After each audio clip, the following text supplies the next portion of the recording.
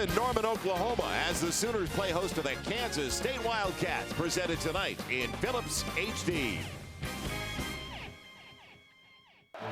Today, Kansas State coach Bill Snyder, the Miracle Man of Manhattan, returns to Norman, Oklahoma to battle Coach Stoops and his Oklahoma Sooners. The young, surprising Wildcats lead the Big 12 North Division, and Coach Snyder has his team prepared to take on all comers. I think they really understand the value of what we're trying to accomplish with them and what we're asking them to do. Brandon Banks is electrifying, lighting up the scoreboard at the expense of Big 12 defenders. Daniel Thomas, the touchdown leader of the conference, is the Wildcat in the Wildcat offensive scheme. The Oklahoma Sooners lost a Heisman Trophy winner, but quarterback Landry Jones has lit up the scoreboard.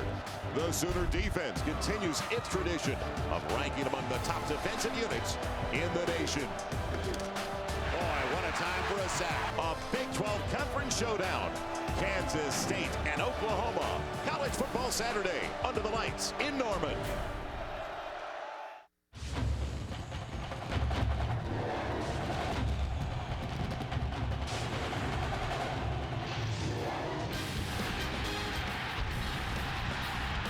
Halloween night in Norman. And will Sooners redshirt freshman quarterback Landry Jones make it a nightmare of a trip for the Wildcats? Welcome to Gaylord Family Stadium, Norman, Oklahoma, for Big 12 College Football Saturday, presented by Phillips HD. And tonight, the Wildcats, Kansas State on the road, taking on the Oklahoma Sooners. Wide open race in the Big 12 North, and no one could have predicted K-State would be on top this late in the season.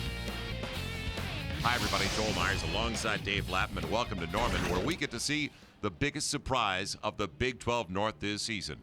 Bill Snyder is back patrolling the sidelines, David, and he also has the Big 12's leading rusher in Daniel Thomas. Well, Bill Snyder says there's always a way. I'm going to find your weakness and exploit it, and I'm going to utilize my strength. And the strength of Kansas State is Daniel Thomas.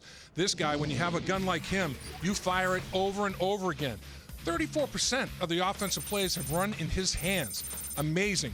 165 carries, as long as it's 35 yards on the season. He'll go 9, he'll go 7, he'll go 5. He'll just grind you up. He played quarterback in high school and college. So in the Wildcat, he's very comfortable taking the shotgun snap. And he's already shown he's a great runner. We may see him throw the football a little bit today against the Oklahoma Sooners. But just a dynamic football player, 9 rushing touchdowns. He has been a major, major asset for Bill Snyder, and he's used him a ton. Well, Oklahoma has been decimated by injuries on the offensive side of the ball, but they do have one of the best defensive units in the nation, and they also have an All-American up front in Gerald McCoy. He's special. I mean, this guy is just a phenomenal football player. Every single major defensive award he's a finalist for in college football, and deservedly so. I mean, he is everything. Explosive. He's quick twitch in a very short space. Powerful, disruptive. I mean, he is very, very gifted athletically.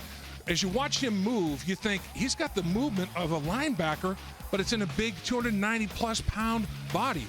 He is just incredible, and he's relentless, just like all great defensive football players. He will stay after you from the start of the football play till the final whistle. And he makes play after play behind the line of scrimmage. His mantra is knocking you off schedule, tackle for loss. Big-time playmakers, both sides. For the Wildcats, we're going to see their little guy, Brandon Banks, wide receiver, specialist when it comes to kick and punt returns. And what a breakthrough year it's been for sophomore Ryan Broyles for the Oklahoma Sooners. Stay with us. K-State, Oklahoma, up next. Big 12 College Football Saturday, presented by Phillips HD. The images that move you the most, what we deliver the best. Brought to you in part by American Airlines. Know why you fly, we're American Airlines. And by Days Inn, the best value under the sun. We are the lucky ones. What a part of the country for college football. Sooner territory as Oklahoma makes their way onto the field to take on the leaders of the Big 12 North, the K-State Wildcats. We go downstairs now to Jim Knox. Knoxy. All right, Joel, just about ready to go down here. Something to keep an eye on, the playing surface. This was a scene a little over a week ago after the U2 concert. They had to resod the field. field. That's right, 80,000 square feet, 1 ton of grass. It's going to be interesting to see what happens.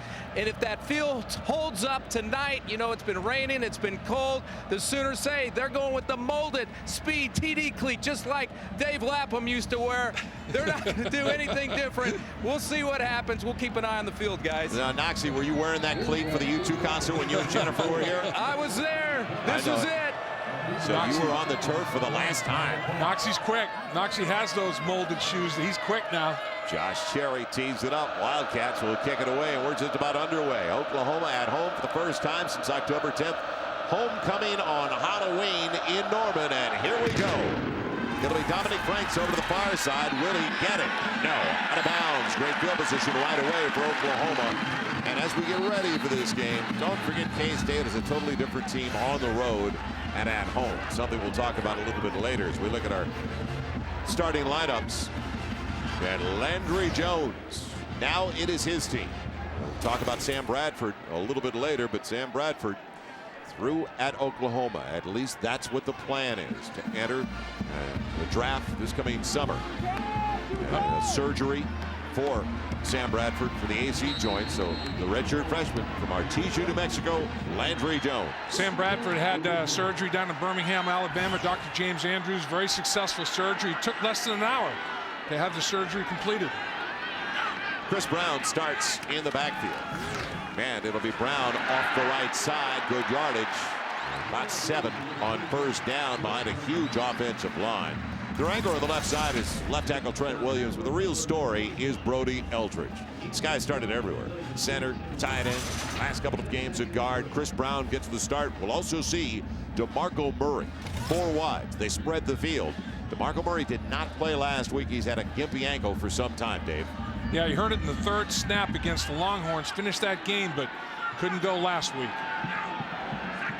So first, or making a 2nd and short, and they give it up to the wide receiver. Nice blocking. Bending to the boundary, Ryan Broyles, their catalyst. Boy, has he turned it up over the last few weeks, the sophomore from Norman.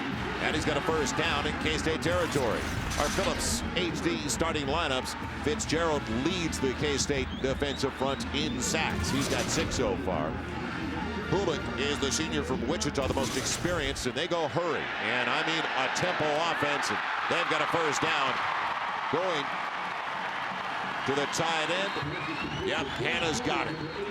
So as we look at the secondary, and it's going to be a tested secondary for the K-State Wildcats, Tyson Hartman's been their big playmaker. In fact, 4 interceptions and opportunities for more on our Phillips HD starting lineup. Their defensive 11 for K-State. So for Oklahoma, they go quickly all the way down to the 15-yard line. It's going to be 1st and 10. Spread the defense. Ton of time. Over the middle, easy play. Does he get there? Yes. Touchdown, Broyles. Wow. Man. Didn't take long.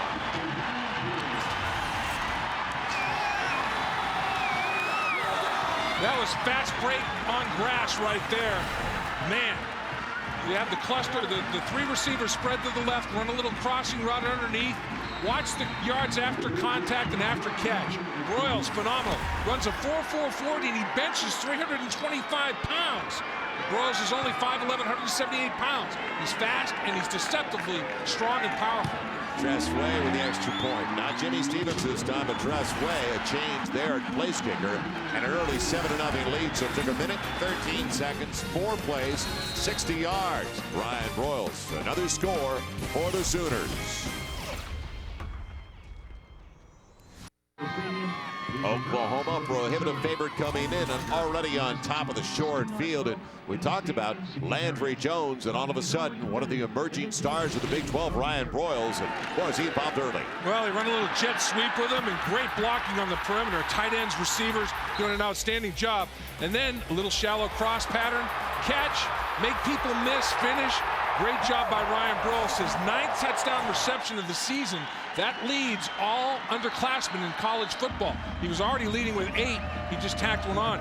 Kevin Wilson was great I mean, he ran a traditional play to start the drive with Chris Brown, and then he ran the reverse to Broyles, and then out of pocket, he gets his quarterback, Landry Jones, throwing the football to his tight end hand. It involves everybody, and then traditional in-pocket touchdown pass. Kevin Wilson had Kansas State on their heels, Joel. Yeah, well, Banks bring it back. He will. From the 1, Brandon Banks. They pin him to the sideline, and a good job by Oklahoma against one of the most dangerous return men in the country. He's already got 3 touchdowns on returns this year. Brandon Banks, a senior from Garner, North Carolina. So K-State gets it a lot faster than they wanted to, at least under the circumstances. Grant Gregory.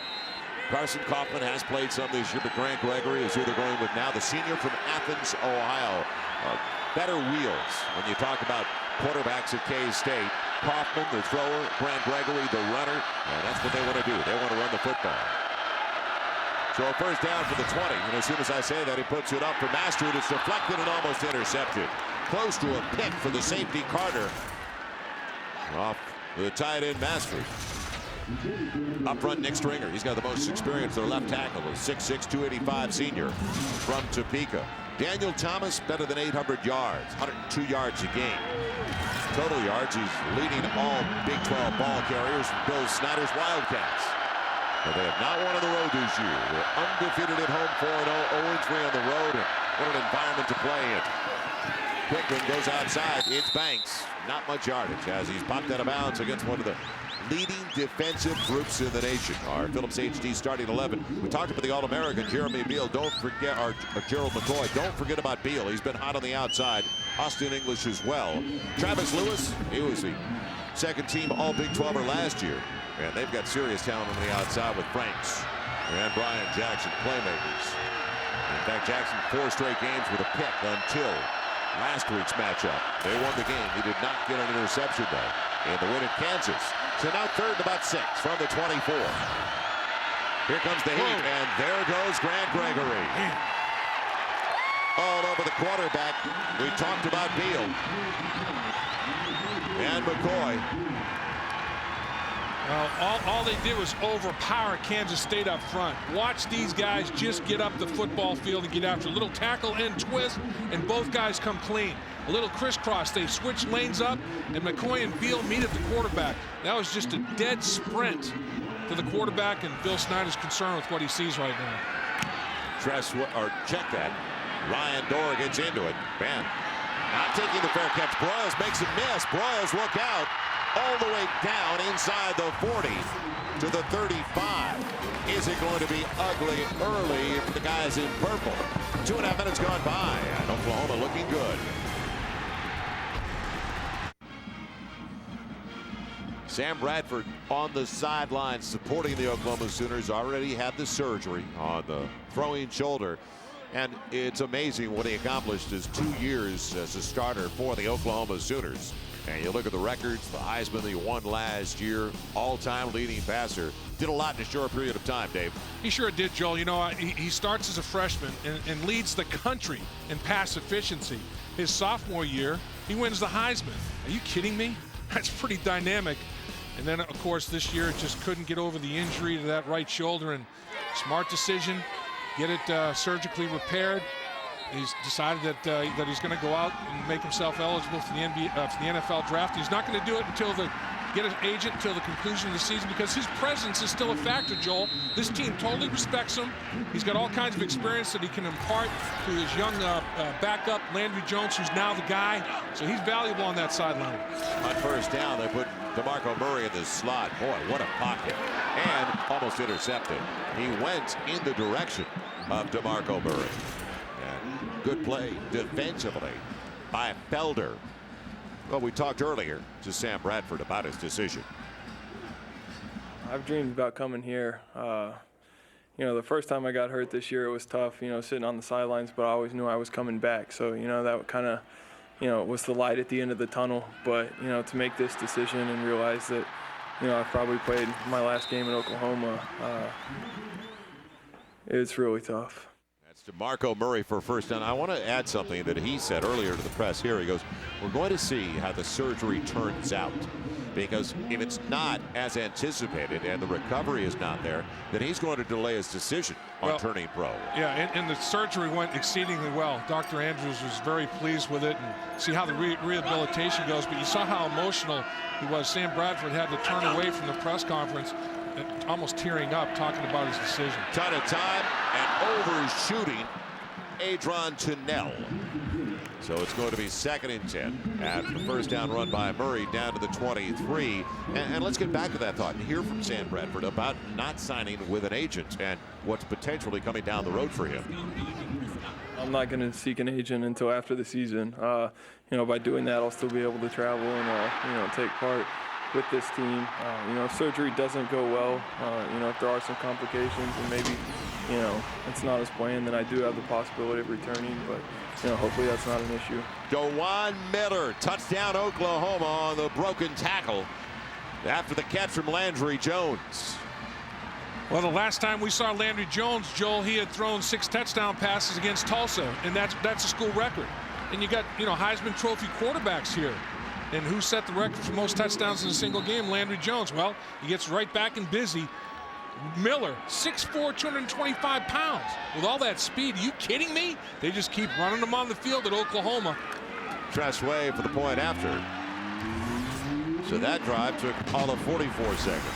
I guess it was seriously a long drive the first time, 1:13. Boy, not only the catch, but then the yards after catch. The tackle is missed by Joshua Moore, and it's house time for Oklahoma.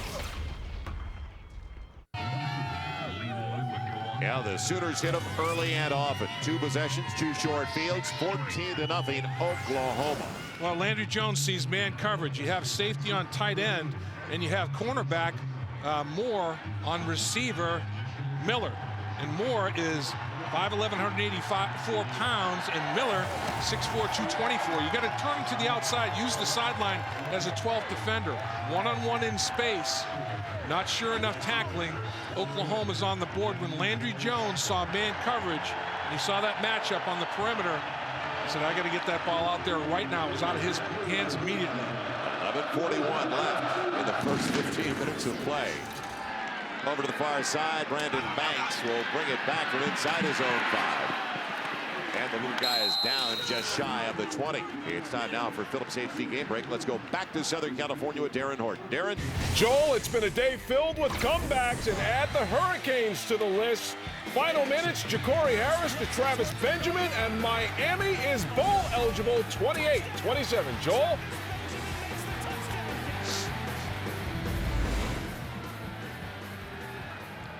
All right, thank you, Darren. So potential surprise in the making. Now what a matchup with Miami and Wake, and Miami prevailing, but just barely, like they did by a point over Oklahoma. Little swing action. Nice swing by Valentine. The pirouette. Couple of extra yards as he doesn't even get back to the line of scrimmage. Otherwise, a loss of about 5 or 6. Instead, a loss of a couple. Keys for the Wildcats. How about not playing catch up? Yeah, that's one thing. The turnovers, you know, they're +9 in the season. They've had 10 takeaways the last 2 weeks. They have to win the turnover battle tonight in field position. Right now, Oklahoma's winning that as well. Long fields for Kansas State. They can't go on 8, 10, 12 play drives against Oklahoma. They have to get short fields and put Oklahoma on the long field. Well, they started the last drive at their own 20. This drive at the 19, so the opposite of that.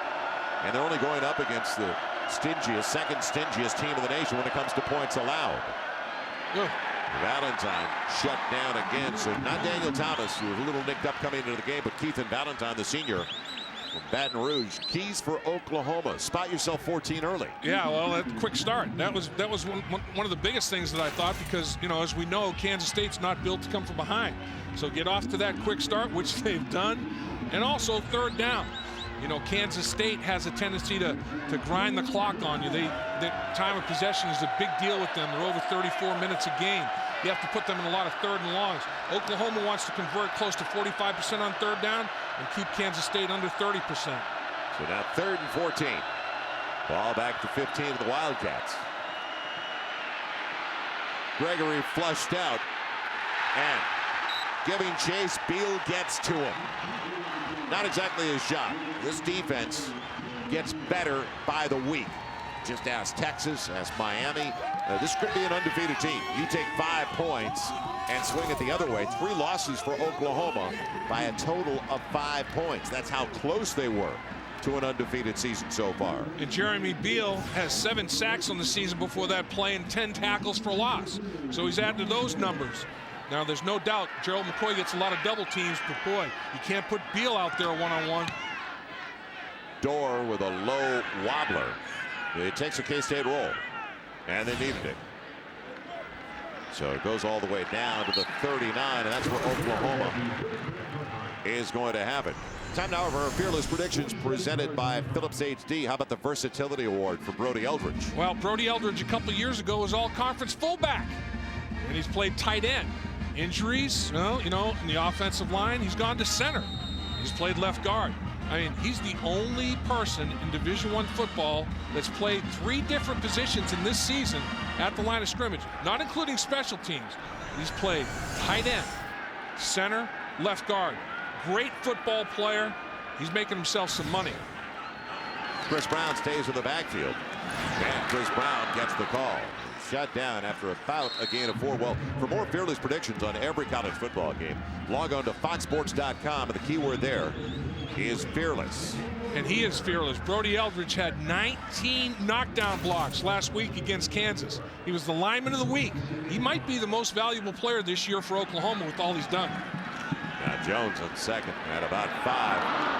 A little wide. Broyles kind of pulled back on it, like he potentially saw something out of the corner of his eye. And here you are looking at that third down and huge in Oklahoma's eyes. Convert on their end of things, and don't let Kansas State convert on third down. Generate some 3 and outs and get Kansas State off the field, not let them milk that clock. Third mid-range, and diving, he's got the first down. Grab is made by DeJuan Miller, who's got the touchdown, the last touchdown. He's a sophomore from Metuchen, New Jersey. Big kid, 6'4", 225. You get inside of Darius Thomas that time, and you get that inside position, and boy, he can snatch the football. I mean, he's got some big old muckers. He just plucks that out of air. Landry Jones, though, he can spin it. Right, he's getting it there accurately. I'm glad you said that. Let's not forget about the dart thrown by Jones. It'll be given to Broyles.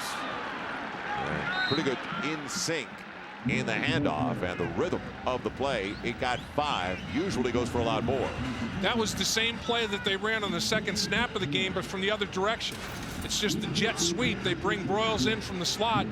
They time it up where they run the little sweep with him, and he gassed him for bigger yards the first time. But a 2nd and 5. Brown stays with the backfield, looking in that direction. Will they swing it out? No. And it's dropped by Jazz Reynolds.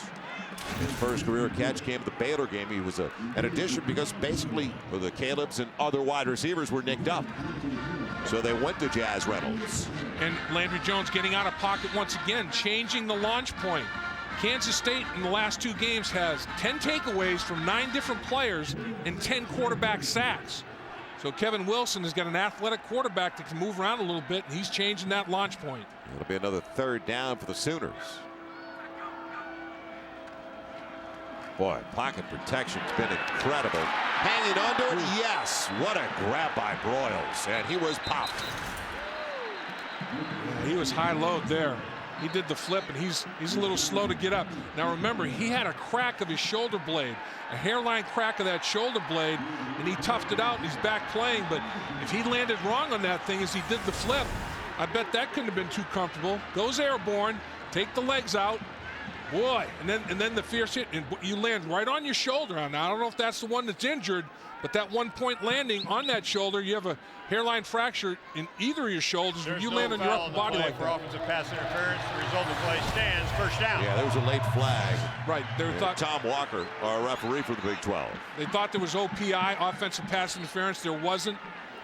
Picked the flag up, and the play stands, and Ryan Broyles showing the toughness that the coaches already know he has. Oklahoma's first drive at their own 40.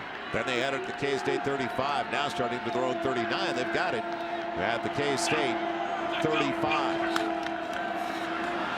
Swing it out quickly. Rolls again.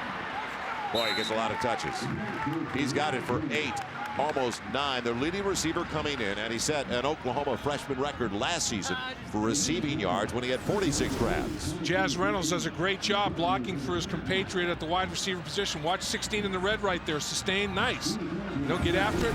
Good inside-out pursuit by Kansas State, though. Brown needs 2 for the first down. Manny's going to be, I believe, short by about a yard. Jazz Reynolds, who you're talking about, in the screen right now, as he was trying to help out Chris Brown. Reynolds, first-year freshman. He's out of Eisenhower High School in Houston. More and more we see coaches not all that timid about going with first year, as they say, true freshmen, because a lot of guys are going to be gone after 3 anyway. Yeah, sometimes 2. It'll be 3rd and a yard. Brown gets outside and he's got the first down. Good field vision, good awareness. The hole looked like it was up the middle, and it was closed in a hurry, so he went off tackle. Felder on the stop. Well, you have the balance going on now for Oklahoma. They can run it and throw it equally effectively. How about tempo? Landry Jones wheeling, man in the end zone, just wide of Broyles, and Broyles with a collision over on the sideline. And will they give it to him? Will they give him the catch? Yes. They say it's good at the 1. Boy, he took out a parabolic microphone over there big time, but look at him get in and out of cuts, you know, and a little separation there. Repeat first down. Does he have either foot down with possession of the football? Yeah, it looked like he dragged it. The left foot is down, the right foot isn't. Left foot is down anyway on the penalty. That's just doesn't diminish his effort. That's just like ballerina-like on the sideline to catch a ball coming in with that kind of velocity and RPMs and be able to get your foot down before you get the other one out of bounds with possession. Great effort by Broyles. 5-yard mark off against Oklahoma instead of 1st and goal. 1st and 15, back to 27. DeMarco Murray up the middle, close to another first down. He's got 13 plus on the carry. Well, this is what Oklahoma has to do offensively now. Spread the field with 3 and 4 wide receivers. Run it and throw it. They don't have the big tight ends anymore. And the tempo, and look at the offensive line sustain blocks. I mean, that is a great crease right there for DeMarco Murray to take advantage of. Deep set for Murray. Manny's got the first down. It'll be 1st and goal. Just driving it down to the 7 with a good lean. And he's the bigger of the 2 backs, 6'1", 220. Brown's 5'10", 200. Great pad level. Low man wins in football. It's just physics. And that time Murray got the pad level lower and just kept pumping those knees. It'll be 1st and goal outside of the 7. Ton of time again for Landry Jones. And Jones will take it down inside the 5. So good coverage. Give the secondary credit there for Kansas State. Well, right now, Joel, Kansas State's defense is starting to get tired. They've been on the field a ton. Oh, the whole game. And they're already starting to fatigue. And the tempo is extraordinary. And they're in great shape and they're well coached. But Oklahoma's X's and O's are quicker, faster, and stronger than Kansas State's right now. Granted, we're only 10 minutes in, but their offense only had it for 6 snaps. So the defense has been on the field the entire game over the middle, back line. Broyles can't hang on. Wow. And he thumps his chest saying, that's on me. And it was. Landry Jones put it in there for him. Watch the route that he runs along the back line of the end zone. Frees himself up. Boy, he has a touchdown. I mean, he's looking it in. It's not like he didn't look it in. He's looking the football into his hands. Just could not secure it. Just happens. Drop pass. Landry Jones looking back to the bench. Haven't missed on a 3rd down yet. 3 for 3. This is the 3rd goal. On the slant, and flagged down on an uncatchable ball. DeJuan Miller was hit early, but there's no way in the world that ball was catchable. Working against Darius Thomas. Yeah. Now, he definitely goes to the receiver to make a play on the football. Where was the football? As he takes defense, number 15, penalties in the end zone. Ball be placed to the 2-yard line. First down.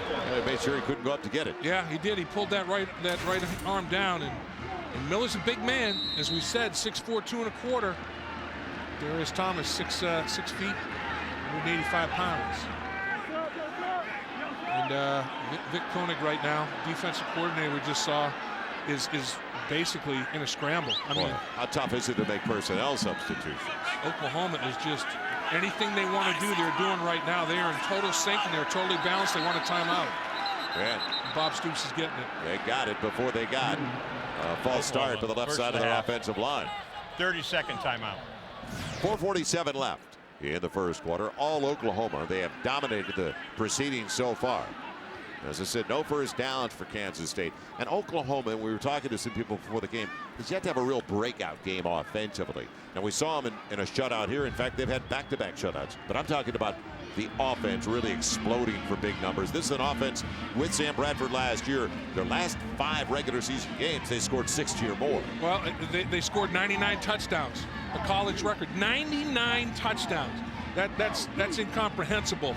And the numbers there, you see Kansas State -10, and Oklahoma's got a whole bunch of yards. This has just been domination. And I think right now, you know, even though it's tough, the team now knows that Sam Bradford is not the quarterback and Landry Jones is. So now it's Landry Jones is our guy. We're going to have to operate with Landry Jones. And I think there's a sense of, let's make a run with Landry Jones. If Oklahoma wins out, which they could very well do, they're looking at a pretty nice bowl game. And you never know. I mean, tonight, Texas and Oklahoma State, they're pounding it out. Depending how that outcome is, Oklahoma's far from out of this thing. And right now, they're playing like it. They're playing like they have a mission in mind. But they need help. Well, they definitely need help. They need help tonight. And there's Sam Bradford up in the coach's box like a second coordinator basically up in the box with one on the field. First and goal to the 2. Murray stays in the backfield. Move the pocket. Back corner of the end zone. Low throw. Touchdown anyway. Ryan Broyles. Well, Broyles had 3 touchdowns in the game we did against Tulsa. He's already got 2 here in the first quarter of this one. Sam Bradford likes what he's seeing. This is in high gear. Watch Broyles. All he does is just take it to the back corner of the end zone. A broken coverage by Kansas State. Absolutely lost track of the leading receiver of the football team in the back corner. They're going to take a look at it to make sure he secured it. Review. Make sure that he secured it and the ground didn't help him. It looked perfect. It sure did. It looked like he got his arms, his elbows, everything under the ball. Yeah, and he's got it in his chest. He's got his hands and arms underneath it. I don't think that's going to take long to stay with that call. There's no evidence to overturn that one whatsoever. Great play by Broyles. Delay of game penalty on the review booth. With 4:40 to play in the first quarter. If anything, games like this, and hopefully K-State makes a game of it. It is very early. But sometimes you need a running clock as opposed to stopping the game for instant replay reviews. 17 of the 90 plays that have been reviewed have been overturned. I don't think this is going to be added to that mix. Let's take a look and see if Broyles gets his hands on it. Great sliding effort, gets his hands and arms underneath the football, cradling it. He's got the ball off the ground. Textbook. Never loses possession of it. You know, I can see. For the review, the ruling on the field is confirmed. Touchdown. Yes. Use that at a clinic this summer, will you, Dave? Yeah. They got after it quickly, though. You know, I want to make sure. I mean, obviously, Kansas State is in a desperation mode right now. I want to make sure that every touchdown that Oklahoma scores is indeed a touchdown, because Kansas State is not built to come from behind 21 points if this extra point is good. And there's still 4 minutes and 40 seconds to go in the first quarter. Tressway for the extra point. So it is 21 on the board early for the Oklahoma Sooners.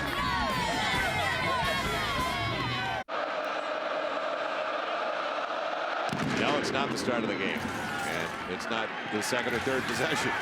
You've seen Tressway do that before. Brandon Banks bringing it back just across the 20. He's got it up to 22. So Oklahoma gets their defense on the field with 4:34 to play. One of the bright spots for them this year for Phillips HD Game Break. Darren Horton once again. Darren. Joel in Evanston, number 12, Penn State, trailing by 3 at halftime, but in the fourth, Evan Royster takes the draw play and goes 69 yards and add Penn State to the list of teams who came from behind today to win. Joel? All right, Darren. Boy, Iowa, Penn State, bunch of Big Ten teams coming from behind. So Oklahoma all over Kansas State. Man, it's going to be a false start. Dead ball, false start. Offense number 67, 5-yard penalty. Still first down. Kansas State has had 6 plays offensively, as they call that on Mayfield, for a negative 10 yards. This Oklahoma defense one of the top 5 in the nation across the board. Well, if you're going to jump, get your money's worth. You get his money's worth. You get a pretty good lick on McCoy, but you can't do that. I mean, you know, you're struggling offensively. The last thing you want to do is have a pre-snap penalty and put yourself off schedule against this Oklahoma defense. Gregory keeps it. Maybe a yard. It'll be 2nd and 14. Jeremy Beal in on that stop. Our fearless predictions presented by Phillips HD. Very good tight end. Now will he see it? Yeah, Mastrud is a very, very talented football player, and as you can see, has a good idea of time management. He's the epitome of a student athlete. He's about 179. He's 179 yards away from overtaking Childs as the leading receiver at the tight end position in Kansas State history. And for more fearless predictions on every college football game, log on to foxsports.com. The keyword is fearless. Making a miss, Daniel Thomas. That's his first carry of the game. So we saw Valentine the first couple of series. Now Daniel Thomas, who's got better than 800 yards, leading rusher in the Big 12. Well, let's take a look at Mastrud, who we were just talking about. What's he doing on this play? Pretty good. Walls him off, sustain. Pretty good job working against Beal, who's an outstanding defensive player. Got his second team All Big 12 last year. And they keep the drive alive, though. K-State without a first down. They're looking at 3rd and 5. Comes back over to the near side, complete to Snipes. And they do move the chains by a yard in front of Dominique Franks. You know, you have to know exactly where to go for that first down, and he knew. Hook it up, and no yards after reception. I mean, they have to mark the ball at the spot of the reception because he was in reverse after that. Franks with a very nice hit, immediate. Almost scraped it away, didn't he? He was trying. He was ripping at it. Thomas stays with the backfield. It's a 1st and 10 outside of the 33. Pass through the tight ends, the motion man. Sealed off the left side, big yardage. Thomas spins right at the first down marker. He's about 9 before he's put down by Brian Jackson. You see Thomas right there rotating that arm. He's got a shoulder that's beaten up. He's taken so many hits. He's carried the football so much already. Watch the blocking. Mastrud again in motion, seals the corner, and then he just bounces it outside. That's a very good running back. You know, Oklahoma offered this young man as a safety. So very versatile athlete. High school and junior college played quarterback. Oklahoma thought he could convert to the safety position. Kansas State said, we want you at running back. He said, I want to stay on offense. I'm going to Kansas State to run the football. Last week rushed for a career high 145 yards in the win over Colorado. And gets the first down. In less than a yard, got about a yard and a half up to the 44. So Kansas State to be successful. And it's tough to be successful when you're trailing by 21 10 minutes into the game, but they've got to hang on to the football. They've got to be able to run the football. They do. They want to shrink the game. They're already down 21 points, but they want to condense the game. And that's the best way to do it, is to be successful on the ground. And Daniel Thomas, 3 times this year he's rushed for at least 135 yards. 135 yards or more in 3 different games, is tied for 3rd best in the country. He's been productive with regularity. From the 44, quick one outside to Banks. And a nice open field tackle. Taken down over there by the D-back on that side, Travis Lewis. And they list Banks at 5'7", $150. I'd have to double check that with a measuring stick. I'm not sure. Look at his numbers are barely out of the waist of his jersey. Look at how everybody else's numbers are up a lot higher than Brandon Banks. I'll tell you what, though, that young man has got some courage, and he's got what Coach Snyder calls athletic speed. You know, he's not a track guy trying to play football. This is a football player that has outstanding foot speed. 2nd and 9 after the good play on the outside defensively. Short side for Gregory.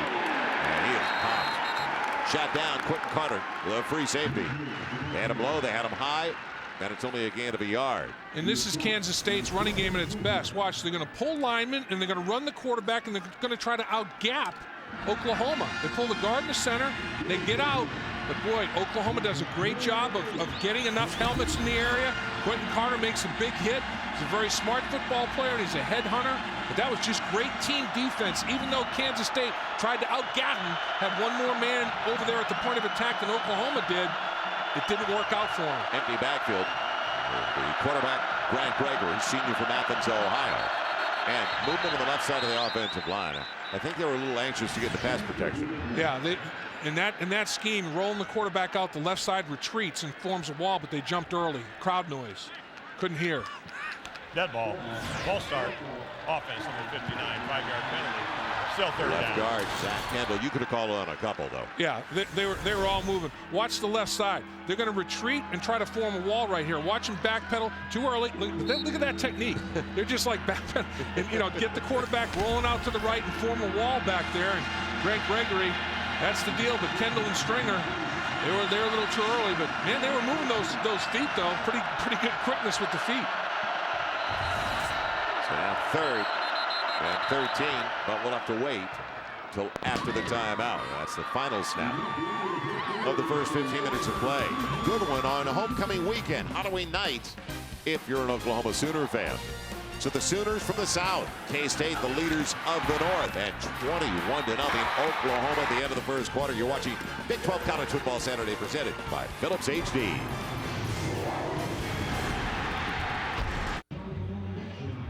We get ready for the start of the second 15 minutes play in Norman, Oklahoma, in our DirecTV game summary with Oklahoma on top 21-0.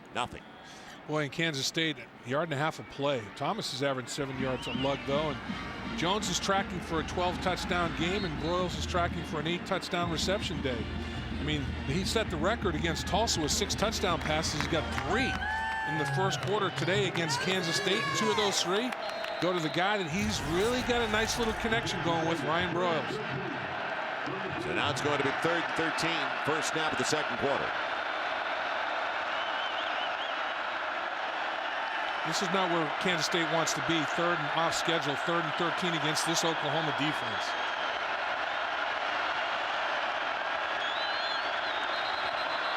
And another procedure call, false start. So 3rd and 18 coming up. Dead ball. Ball start. Offense number 85. 5-yard penalty. Honestly, Still third down. this is a tough thing because you have the offensive lineman at the line of scrimmage for a long time here, and the crowd noise. And at some point, you just get a little bit antsy, and you saw at the right tackle position, it looked like to me, Offner, just getting off the ball a little bit too soon. Yeah, they called it 85, but it looked like 75. Yeah, it did. Unless the Stroop, came off the line of scrimmage, working his way down the football field in his route, a half beat too early. But crowd noise, you have to operate at the line of scrimmage a little more quickly than that. It's tough on the offensive line when you can't hear anything. And now a timeout is going to be called by Kansas State. Kansas State, first of the half. 30 seconds. Well, it's tough enough to play here, and Bill Snyder knows what it's like facing Bob Stoops and what Bob Stoops has done here. They've only got 2 losses at home under Bob Stoops, and he knows it so well because he helped tutor Bob Stoops, who was an assistant under Bill Snyder at Kansas State. So Bill Snyder, after a 3-year absence, Dave, coming back and, boy, turned around the program. Well, once he got it going, look, at this point, you look at some of the numbers. He had 9 wins, 10 of 11 seasons. He had 10 wins, 7 of 9 years. 11 wins, 6 of 7 years. I mean, once Bill Snyder got it going, the consistency, you turn a program around and then you sustain it. And that's what he did. He's on the upbeat again, trying to get the program back. I mean, it wasn't in the pits that it was when he took over the first time, but he's trying to get it back up into that upper echelon. Yeah, Bob Stoops was there at the start, low times, 1989. Was with him from 89 to 95 before he came here as the head coach of the Sooners. Now in his 11th season. So on 3rd and forever, man, wide receiver never turned around. And it was actually Daniel Thomas in the slot. Gregory had to get rid of it, so it's going to be a punt coming up for Kansas State. Yeah, Daniel Thomas read one thing and quarterback read another. He goes right over to his wide receiver coach, one of the great wide receivers in Kansas State history, Michael Smith. And that's another thing that Bill Snyder did. He brought back a bunch of guys that he knows he can trust, that either played for him in the system, coached for him in the system, or both. Ryan Dorr, freshman from Katy, Texas. Line drives one out. Broyles backpedaling inside the 20. And a miss. Now a flag on the play. It's coming back. So it'll go across the 40, but the point of the infraction is way back at the 17. Boy, but when Burroughs puts his foot in the ground and cuts, man, he is explosive. He is something else with the ball in his hands. You got to think either illegal block in the back or holding. That's one of the 2 calls they usually make in this spot. During the run, illegal block in the back. Return team number 25, half the distance to the goal. First down. It's Keith and Valentine, who backup running back, plays a lot of special teams. And let's take a look as it takes place right here. And obviously it's Oklahoma, and that's Emmanuel Jones. Yeah, pushes him in the back. That's a good call. Up the field he goes to no avail. So a long field for Oklahoma as they mark it off. Half the distance to the goal, and they take it back to the 8. And Bob Stoops not happy about that penalty. DeMarco Murray setting up with Landry Jones. So the opening minute of the second quarter. And good grab. Turned around, and there was the ball for Adron Janelle. It was already long gone when he made his cut. Good throw by Landry Jones. Exactly, Joel. Great timing pattern. Throws a catchable football. I mean, that tight spiral, and it's soft. I mean, and that was a great catch, so he plucked it. Jones going deep over the middle and just tapped away from Tennell. Boy, that saved the day, at least for the moment, Joshua Moore. Otherwise, it's probably officially a blowout. You know, just undercuts and gets the hand on it. Gambled, and it paid off. He felt the ball was underthrown enough where he could come underneath the receiver and deflect it. But you got to bat it to the ground. Don't bat it skyward. I mean, he's fortunate that it tipped away, but what if he had tipped it and it just went straight up? Do you think he really had a choice? And the receiver had, yeah, that one you just got to pound it to the ground. I think that was desperation. You can't tip it up, that's for sure. 2nd and 10 for the 22. Murray, bulldog down.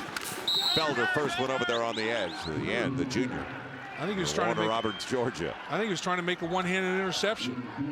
I mean, if he had swatted at it, I think he could have knocked it down.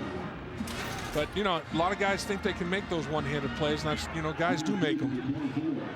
Time of possession as we continue from Norman, Oklahoma. Time of possession continues to be the most misleading stat and basically worthless for the most part in football. College, pros, you name it. Because the middle screen for Broyles, it was never there. And it falls incomplete. But I bring it up, Dave, because K-State has had it for close to 9 minutes in the first quarter to about 7 now for Oklahoma. And it's never been a contest so far. It's a 3 and out. Yep. Actually, they had 1 first down. In Oklahoma, the coverage teams have been outstanding for Bob Stoops as well. The punt team, they've only returned 8 punts, and they've returned those 8 punts for a total of 1 yard. Oklahoma's 3rd in the country, allowing only 1 yard return. Going for the block. They get away. And they got the ball, so there's no flag. Well, it was Oklahoma fortunate because they were going for the block right away. Banks stays away, and it's back at the 34. Now, right away, the official was emphatic when he said it was touched. Tom Walker said right away it was touched by K-State. You be the judge. And they stormed the wall right there. Did he get a piece of the football? I'm not sure that he did, but 36 blocks since 2002, amongst the most in the country. Did he get a piece of the rock? The official said yes, no penalty.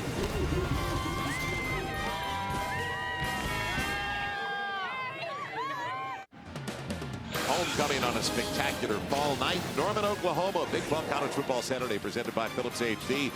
Welcome you back once again to Memorial Stadium. Oklahoma all over K-State. Kansas State almost got the block. They got the deflection, though, and they've got it now at their own 34. Best field position to start a drive for the Wildcats. And they made progress. Last time they had it, they got 2 first downs, the first 2 of the game. Grant Gregory underneath Brandon Banks. Look out. Little shallow cross. Boy, that took a while. He got there. Phillips HD game break time. Let's go to Darren Horton. Darren. Joel, the Volunteers in the Halloween spirit. In black tonight, Jonathan Cropton with a little treat. 38 yards to Austin Johnson. Tennessee leads the Gamecocks 7-0.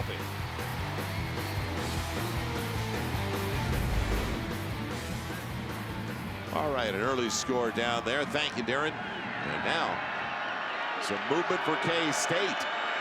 2 minutes gone by. in the second play. Keep Valentine in the backfield. And it's going to be Valentine. Wrapped up with the safety Carter. I guess that's your definition of a solo stop. Yeah. He will come downhill, and he's a headhunter. He's got some nice hair, too. Yeah, you and I both wish. Yeah. Carter's a junior from Las Vegas. And that's his. I mean, that's not, that's not extensions or anything. That's the real deal. You're getting in touch with the beautician side of things. Well, it's Halloween. I've seen a lot of wigs. I've seen a lot of extensions out there in the streets. That's the real deal. You can't pull on Superman's cape. And one thing you better not do is pull on the hair of Quentin Carter either. 2nd and 9 from the 40. Little dump off Valentine. Nowhere to go. Corner came up. Brian Jackson took care of it on his own, basically. Wide receiver didn't help out and block at all. And it's going to be 3rd and long. Well, look at what Oklahoma has done here defensively. They're in the top 5 in critical categories, in the top 10 in everything. I mean, just every single category. They had 7 players drafted in the NFL off their 2001 defensive unit. How many players will be drafted off of this defensive football team? I think this and the 2001 unit of Bob Stoops are the best that he's had. Yeah, the one that counts the most, the one on top. How many points do you give him per game? Only 10 on average. First down, yes, good grab. Banks making a miss. That's what he does well. We talk about yards after a catch, kind of the escapability, and that's why Brandon Banks is in the lineup. He's a little guy, but he can make a miss. Yeah, the thing, he's got straight line speed, Joel, but he's got change of direction as well. And you can see him barely right there in the slot. And watch what he does after the catch. The change of direction. Boop, cut back. I mean, some guys have quickness, some guys have speed. This kid's got both. For the 27, deepest penetration, Gregory looking for a double move. Instead, it's the comeback, and it's complete to Snipes. And the best drive continues of the night for K-State. They've got it down to the 15-yard line of Oklahoma. And what they're doing, I like the idea of the quick throws. Del Miller and Dana Dimmel, the co-coordinators, get the ball out of the quarterback's hand and get it out where you can create a little bit of space, almost like a long lateral in the running game. Don't hold on to the football and run deep routes. Get the ball out of the quarterback's hands and let something happen, because they're having a hard time running the ball against this Oklahoma front 7. Tough sledding. From the 15, 1st and 10, Kansas State on a drive that's starting at their own 34. Mastery the motion man. Here's Valentine. Big lug of a back, flag on a hold. Coming back inside the 10, they got it down to the 9. Lewis on his back. Well, you never want to hold, but you most definitely don't want to hold in the red zone. And right now, Kansas State finds themselves in the scoring zone. Offense number 67, 10-yard penalty. Still first down. Well, Kenny Mayfield has jumped early. He had the false start early in the football game, and then he got called for the hold. So he's had 15 yards and penalties on him here so far, and he's exiting stage left. Let's take a look at what the big fella did here at the right guard position. Why did he get called for holding? Comes off the ball, double team. Yeah, he grabs the back of the jersey and pull. You can't get the hands outside the framework of the body. And you got to move your feet a little bit more. Slow feet cause lazy hands. And the 25, first down. Direct snap, Wildcat set. Daniel Thomas outside all the way, close to the 10. Carter forced him out. We talked about the Wildcat formation where he could run it or throw it. That time a good run. Yeah, it really did. And when you get to the outside, you have to have somebody in the perimeter on the edge.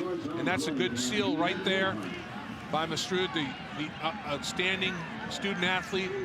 And I'll tell you what, that's a running back that wants to get everything he can. Just instead of just running out of bounds, Thomas slowed down, lowered the shoulder, and stung the defender as best he could. Daniel Thomas, all-purpose yards, over 130 a game. He's calling timeout. It'll be 2nd and 6 after the gain of 14 at the Oklahoma 11. So the best drive of the night continues for K-State. Big 12 College Football Saturday presented by Philips HD. The images that move you the most while we deliver the best. Brought to you in part by FreeCreditReport.com.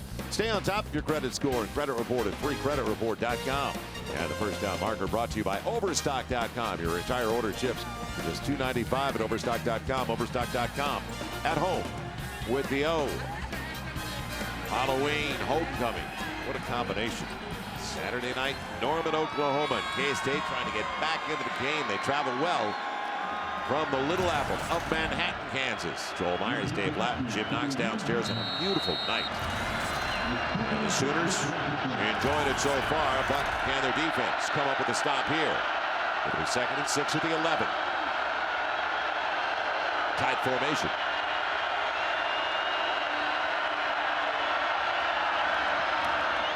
Thomas trying to make a miss, but they stand him up after a gain of a yard at the 10. Lewis, first one there. A weak side backer. Well, the biggest third down conversion of the game for Kansas State right here. You do not want to settle for field goal. You're down 3 touchdowns. You don't want to come out of it with nothing, obviously, but Bill Snyder would obviously love to either score on this play or generate a fresh set of downs inside the 5-yard line. Rather not have to trot the field goal kicker out there. So 3rd and 5 from the 10.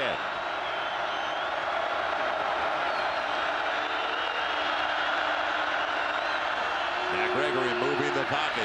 Here comes the heat. Goes back the other way from Mastrud. Can he hang on? Yes. Yes, he does. 1st and goal inside the 5. Down to the 2. What a play call. A great play call. It's a throwback pass to the tight end. You roll the quarterback out of pocket to the right. You throw it all the way back beyond the left hash mark. And Mastrud does a great job. One-handed catch, and pulls it in and takes it to the ground. Total control of it when he goes to the ground. Going to pluck it with the right hand and pulls it in with the left. That's just an outstanding effort because coverage is decent by Travis Lewis. A great linebacker. Valentine in the eye. Behind Raiden Wilson. Valentine, he's in. Touchdown Kansas State, and they're finally on the board. It comes with 8:25 left in the half. That's a huge third down conversion right there. That throwback pass to the tight end. Nice route, better catch. Pretty nice throw as well because Lewis had decent coverage. It wasn't like he was totally fooled and beaten like a drum. Kansas State, they take advantage. When opportunity presented itself, they cashed in. Josh Cherry coming on for the point after. So they responded well despite the early adversity. But they've got to get a stop when we come back after the next time out. And let's see if they can get some more points before they go into the locker room to really make it a game. It's blocked. Free one. Franks has it. And he will be pulled down alertly by Dorr, the holder. So Austin English got his hand in and up. Taylor was there as well. So it's a 21-6 lead now.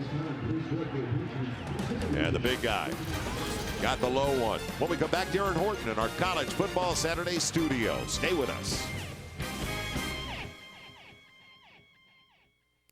Coming up on the Geico Halftime Show, the showdown in Stillwater. Number 14, Oklahoma State hosting number 3, Texas. We have you covered with all the highlights coming up on the Geico Halftime Show. Let's get you back out to Joel, Dave, and Jim in Norman. All right, thank you, Darren. And Oklahoma ready to get the football back for the 5th time. First 3 times, easy drives, all resulting in touchdowns. Well, Brandon Banks got involved. So did outstanding running back Daniel Thomas. Had a long drive of 66 yards for K-State before we broke away. Took better than 5 minutes off the clock. They finally got into the end zone as Dominic Franks goes back, waiting for the kick. Austin English blocks the extra point, Joel. The 2nd unsuccessful extra point for Kansas State this season. Moses Madu on the opposite side. And it's going to be running back wide receiver Madu from the 2. And not much available. Good coverage downfield to the 22. Well, time for our FreakRedditReport.com sideline report as we check in downstairs with Jim Knox. Okay, Joel, I'll tell you what, a little momentum change over here on K-State sideline. They came to the sidelines, everybody's a little more pepped up. The coaches just kept saying, keep sawing wood, keep sawing wood. These guys think they can get back in it. Well, I know one guy thinks that he can get back in it, and that's the head coach, Bill Snyder. And if they follow his lead, and that's the lead to follow, Bill Snyder is never going to quit on a football game, that's for sure. Chris Brown in the backfield. And they'll give it to Brown. With the fake and the decoy Broyles, the misdirection. They utilize that. So look back on the last drive for Kansas State and their touchdown. Well, they motion the tight end, lead with the fullback. Nothing fancy. I mean, good job up front by the offensive line, and Braden Wilson, the big 6'4", 245-pound true freshman fullback, got a nice lead block. Pocket protection for Landry Jones. Wheels out and throws it away. So it'll be 3rd and 10 coming up. And all of a sudden, let's see if there's a little mo and a little change in the atmosphere here for Kansas State.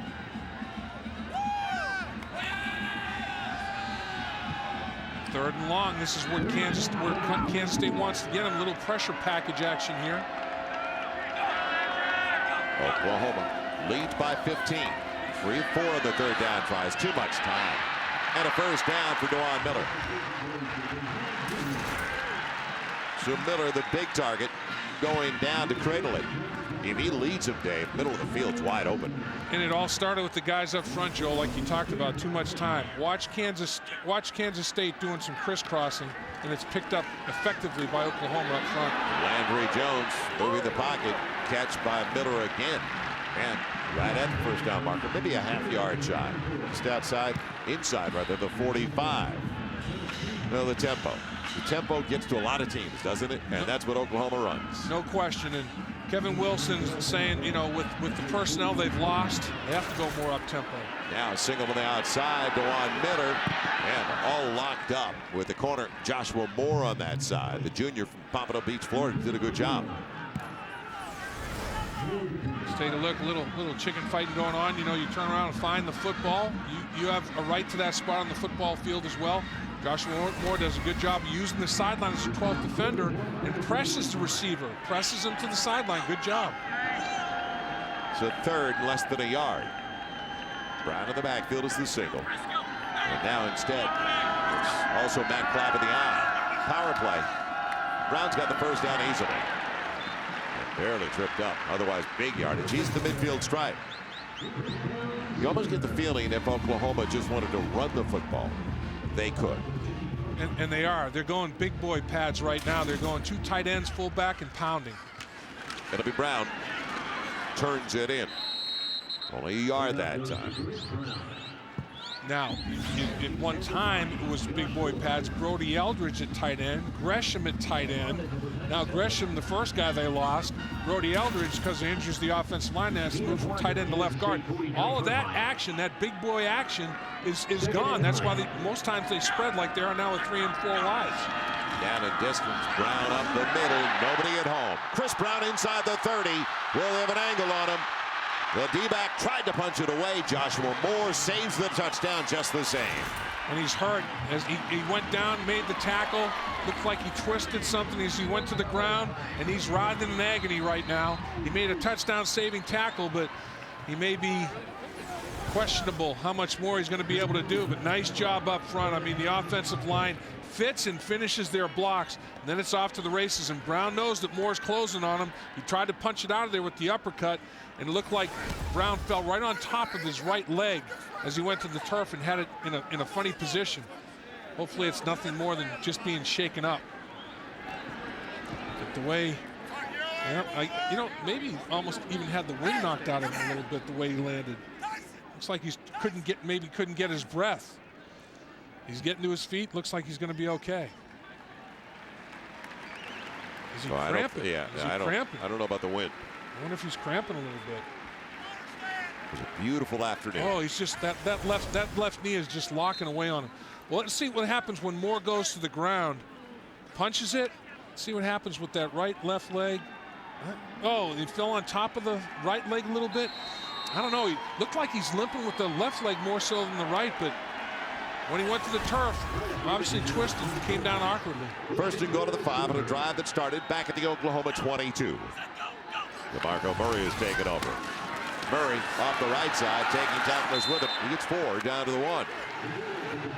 A little extra action going on down on the turf in the end zone. A little frustration out of the Kansas State defense, getting after it a little bit. After the play was Darius Thomas, but You know, the question is, was the tackle that Joshua Moore made, is it a 4-point save or not? Will Oklahoma pound it in anyway? Murray again, just slamming it straight ahead. He's in. Touchdown, Oklahoma.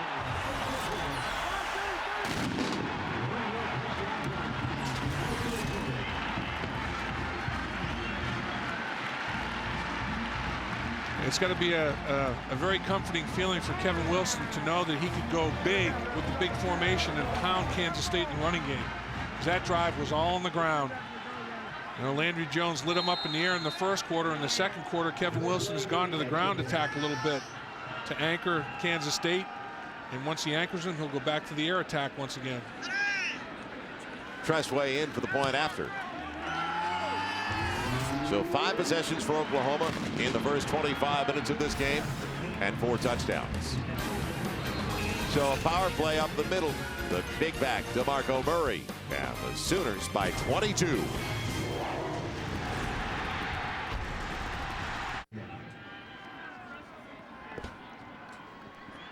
Welcome back once again to Norman, Oklahoma. And what a sight. What a picture. Everybody having fun on Halloween night. That is a great shot. Live in the moment. And right now, if you're a Sooner fan, you're savoring the moment with 5:37 left in the first half. You know, Joe, Oklahoma football is so big. They did trick-or-treating last night instead of tonight to get the kids off the streets with all the traffic that was going to be out there tonight. Getting brought back by Banks. About a yard into the end zone for the little guy. A nice lane over to the left side and tripped up. Has lost the ball on his way down. Well, they say he's down at the 24. They say the ground caused the fumble. Yes. It was Matthew Moreland on the kickoff man who brought him down. Let's take a look at the Lexus playbook at the Oklahoma jet reverse. You have a guy as talented as Ryan Broyles. You want to get the ball in his hands as much as possible. Bring him in from the slot. Tight little underneath handoff. Ryan Broyles. Good blocking on the perimeter. Under further review.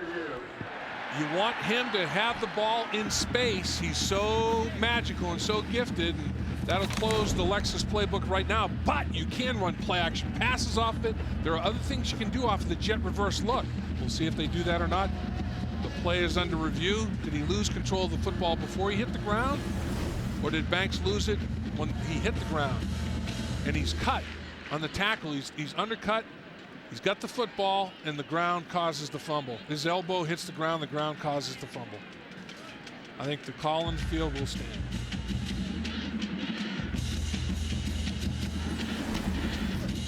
So K-State should have it at their own 24-yard line. Last drive. It was at the 34. They went the distance. Now, though, back at the 24. Against, as we mentioned, one of the great defensive units in the country. After further review, the ruling on the field is confirmed. The runner was down, first down. You know, you've got challenges going in, and Bill Snyder knew that going in because he's facing the #3 rushing defense in the country. They only give up 70 yards a game on the ground, and there's not that much balance to begin with for K-State. They rely so much on the run. Exactly. They're heavy in the run game, the quarterback run game. They do have a lot of looks, a lot of different formations, but their bread and butter is to pound the football. Haven't seen much option. A lot of times with Bill Snyder, you will see the option to spread the defense out, but against Oklahoma's speed, that may be fruitless as well. The best thing to do is run at them. From the 24. Off the play fake, led Brandon Banks perfectly. He's got a first down and breathing room all the way to the 47. Good throw by Grant Gregory. Real good throw, Joel. Rolling to his left, he squares his shoulder pads up and aims. You know, he's got his shoulders squared and aims right at the target, and he hits Banks on a little crossing pattern. And I have so much respect for Banks. I mean, this little guy is fearless. There's nobody that can ever question his toughness. He's all about that. Offensive newcomer of the year in the Big 12 last season. Honorable mention all conference. It'll be first down for the 47. And the Wildcats set. Daniel Thomas. Look at his escapability. Wow. He's into the secondary. He's got a first down. Jackson gets him. but going one way and then, whoa, I'll see you later. The other way. That was the option look out of the Wildcat. You've seen Brandon Thomas run the dives out of the Wildcat, but here he goes down the perimeter. He's got his big fullback as a pitch man, and he decides not to pitch it to Braden Wilson. He's going to cut it back the other way. He feels comfortable in that position. Remember, he was a quarterback in high school and a quarterback in junior college. You can see he was slow to get up. He does have a bruised shoulder, but he's sucking it up and getting after you. It's the left shoulder. You can see a little bandage underneath that shoulder pad in the jersey. So first down at the 37. Thomas again. Spun around and down by Quentin Carter as we head downstairs to Jim Knox. Knoxy. Okay, news isn't good on K-State sideline. Joshua Moore, the fine defensive player, is out for the rest of the game. Knee injury, that's what they're telling us. And hey, guys, you never know who you're going to find on the sidelines. Jim Culver right here. How you doing? Big Wildcat fan. Traveled with the team. There we go. Senior golfer. We love it. He can hit it. Yeah, we enjoy watching Jim Culver to the Champions Tour. He can definitely strike that golf ball. Guys like Colbert, Lee Trevino, they really made the Champions Tour. They started it all off. Ooh. Got popped off the edge. Man, that was a hit. It was Keenan Clayton, the strong side backer. There's a reason it didn't get there from Brant Gregory. And Gregory knows that by the protection, this is his guy. And he knows he's going to take the hit. He stands in there courageously, and he took it. You could see the whiplash that he took. I mean, that's some serious contact right there.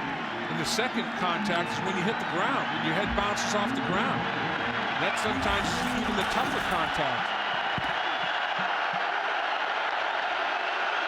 Third long, third and about 8 inside the 35. Pressure up the middle on Gregory. Escapes wide open over to the left side. He's got a first down now. Carter will bump him out, but good recognition by the quarterback, Grant Gregory. And that's why he's in there, because he can run a little bit. Yeah, he can. And what happened is Oklahoma lost one of their rush lanes. You know, you can't lose your rush lane integrity. And watch, you get washed out, and then he's off to the races. And the Red Sea parted, and all he saw was green turf. He knew he had a first down as soon as he tucked the football. The good thing he did was made an instantaneous decision when his lineman washed the twisting defensive lineman inside.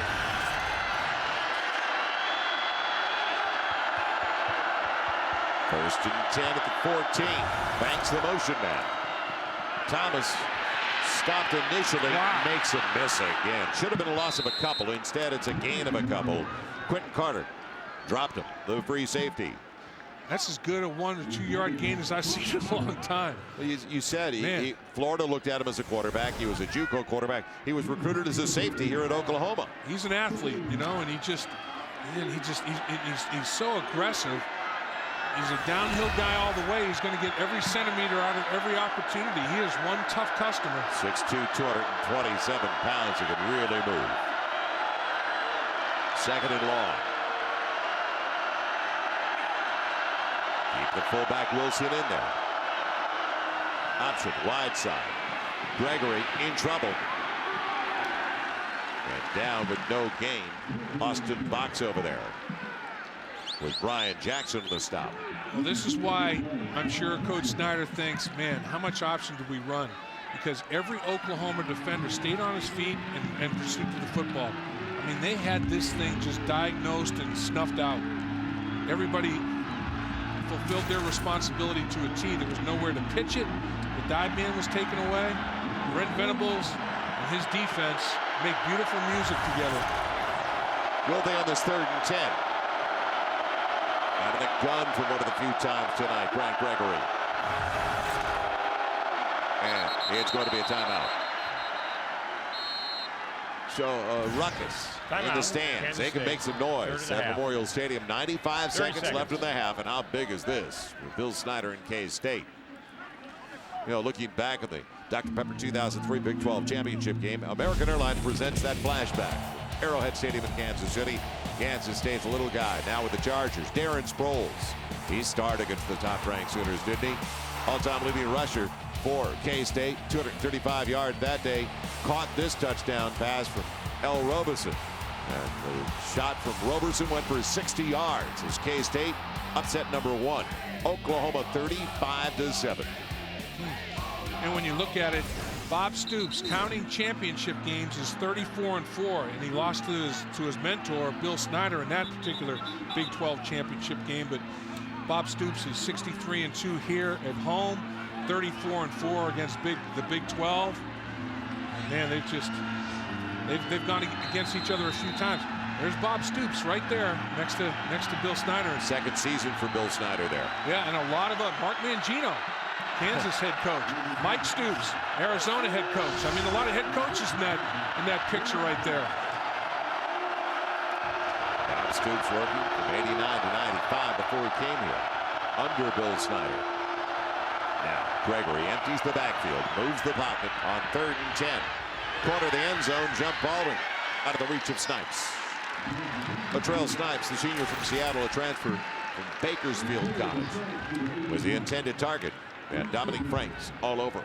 Yeah, Dominic Franks did a good job of making sure that there was not going to be enough real estate back there. I mean, he pressed it to the very back corner of the end zone, and even if the catch is made, I don't think he can come down in bounds. Well, they've got a blocked extra point. Now a field goal drive, 32 yards for Josh Jerry. He's 5 of 10 on the season, a junior from McCook, Nebraska. A little right to left bend for him. Going to get more elevation than he did on the extra point. So from 32 on its way, and it's good. So points into the locker room. But still time on the board for Oklahoma when we come back. 28-9 Sooners.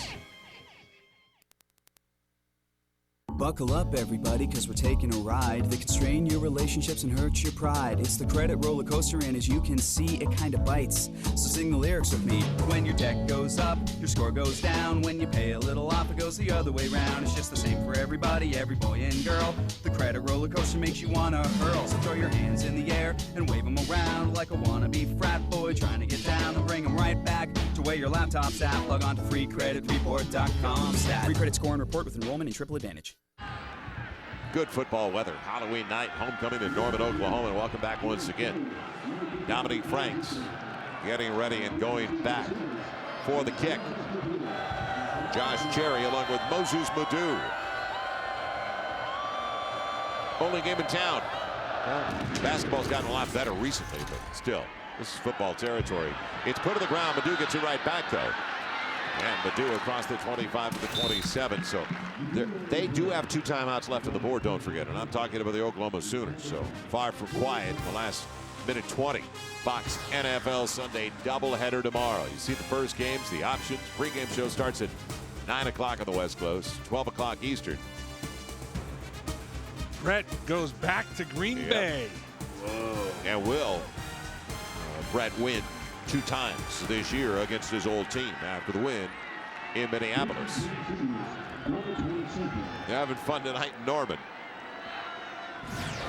Needs some power. That face was shining. Little option pitch doesn't fool anybody. Staying at home on the play, Alex Rebeck. After the pitch for DeMarco Murray. Now the first down marker brought to you by Overstock.com. Your entire order ships for just $2.95 at Overstock.com. Overstock.com at home with the O. Yeah, they tried the shovel pass to DeMarco Murray, and it was diagnosed very well by Kansas State. Bill Snyder uses that in his offensive arsenal as well. Screen, shovel passes, that sort of thing to slow down a pass rush. Oklahoma thought that Kansas State would be putting their ears back and shovel pass would work. Kind of surprised they're taking this much time in a high-tempo offense. I think being thrown off schedule on first down was a factor. Yeah, they're going to go to the locker room like this. They're saying, you know, nothing happened on first down. Let's just say, let's take the lead, go in, make some adjustments, and don't make a mistake in our end of the field here. Yeah, that'll probably be the last snap. I'd be shocked if they did snap it again. As they will head to the locker room with a 28-9 lead. Landry Jones looks over to the sideline, but the staff says that's enough. So the Sooners, due for an offensive explosion, take it out on an old friend of Bob Stoops.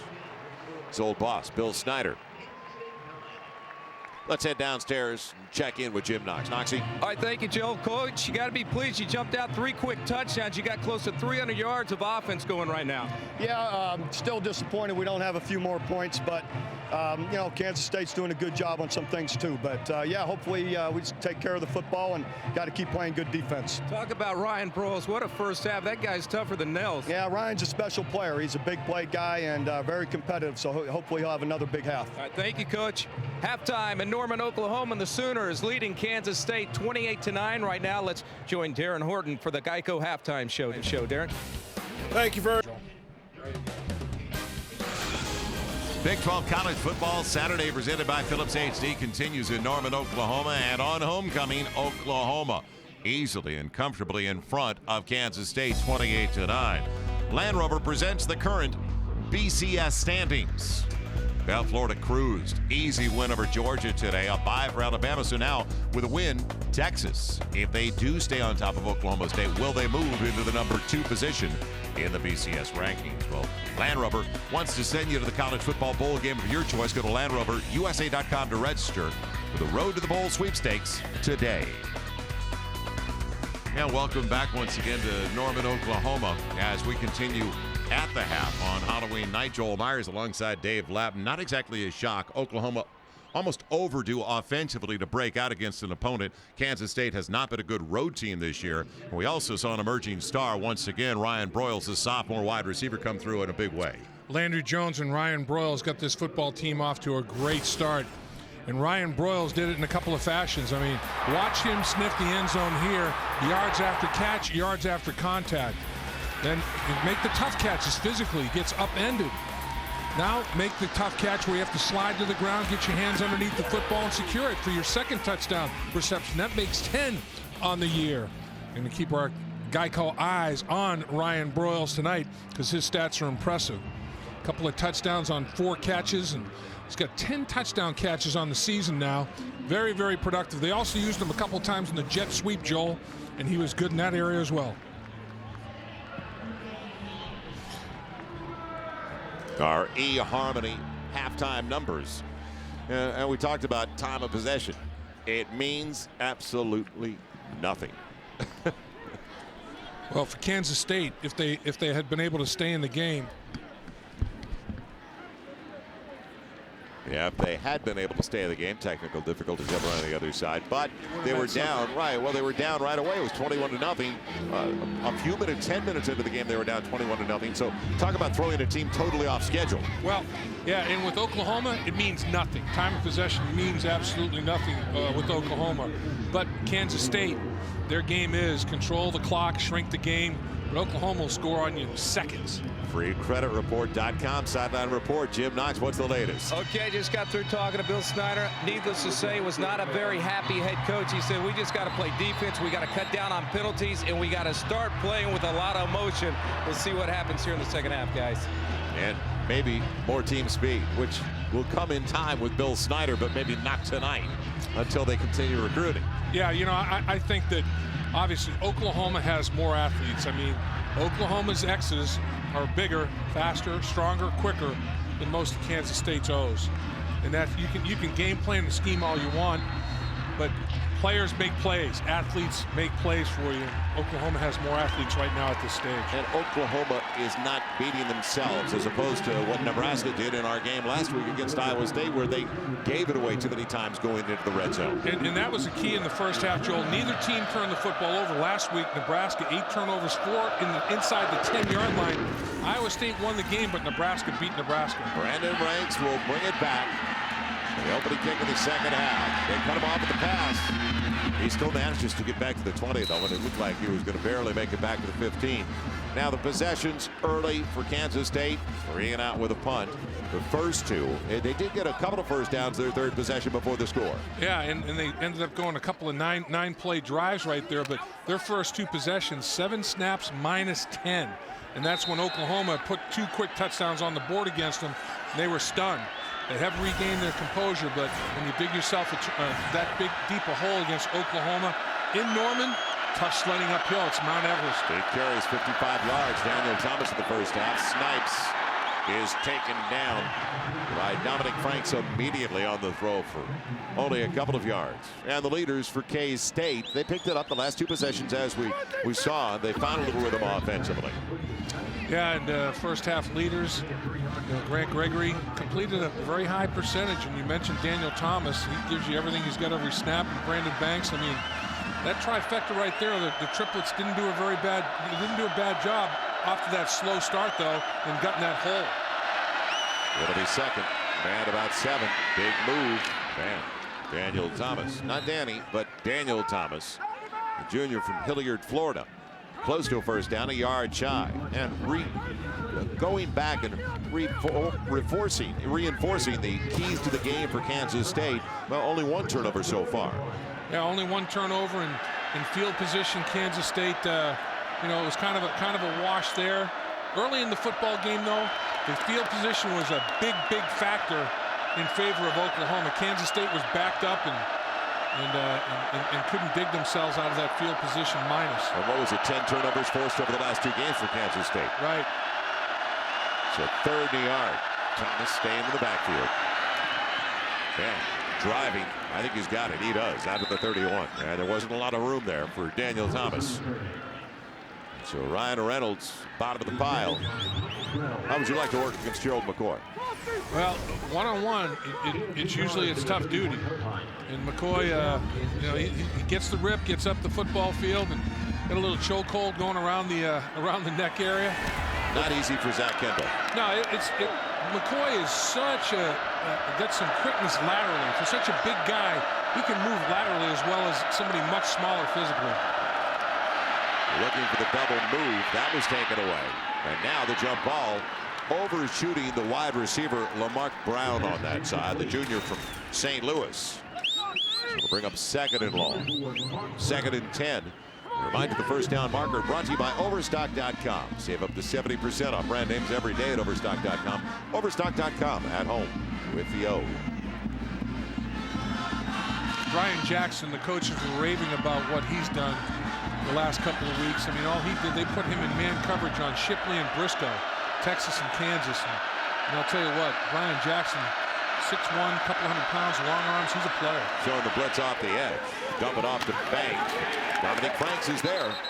Boy, taking care of it himself. Didn't need any help.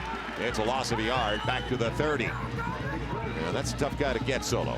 Yeah, it is, in space. Banks on Franks. Franks gets it done. There's another guy that's had a big career. He's a big playmaker. He's responsible for three of the last 4 defensive touchdowns that Oklahoma defensively has accomplished. Franks has got 3 of those last 4. Had one last week, 85-yard pick 6 against the Jayhawks. 3rd and 11.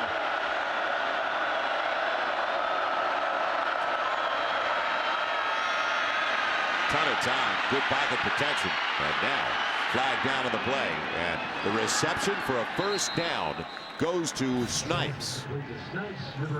Well, I think the official that threw the flag detected some holding on the right side of the offensive line of Kansas State, and Snipes has got a hitch in his get along. It took a long time, then the linesman threw it. He's watching the right tackle normally, and the way Kansas State is they're not huddling up with the play completed. They're huddling up back. They have a feeling. Yeah, they're realizing. Holding defense, number 28. Wow. Penalties decline. 19 yards. 19 yards on that pickup to Snipes. So the drive is alive. 3 minutes gone by in the second half. They call Lewis the outstanding outside linebacker for the defensive hold. Brent Venables, very, very high on Lewis. He broke Brian Barnesworth's freshman tackle record. Right here is where they call Lewis for the grab right there, and he spins Snipes around. And you know, when you get a wide receiver lined up on a linebacker, that's a mismatch in your favor. And Kansas State went right to that mismatch. From the 49 of the Wildcats. Lewis has a lane. He's got a first down, and he's popped out of bounds. So this is the way Kansas State can actually get back into the game, as they get it down to the 36, and that's what first down runs that don't put him in 2nd and 10. And Thomas hits it hard. I mean, he is a downhill guy. When he squares his shoulder pads up to the line of scrimmage, boy, that's a nice little crease that he took advantage of there. And he's the type of running back, you cannot allow him to square his pads up to the line of scrimmage. You got to try to make him go sideways and square him up to the sideline. Once he gets downhill, he is a snoop pull.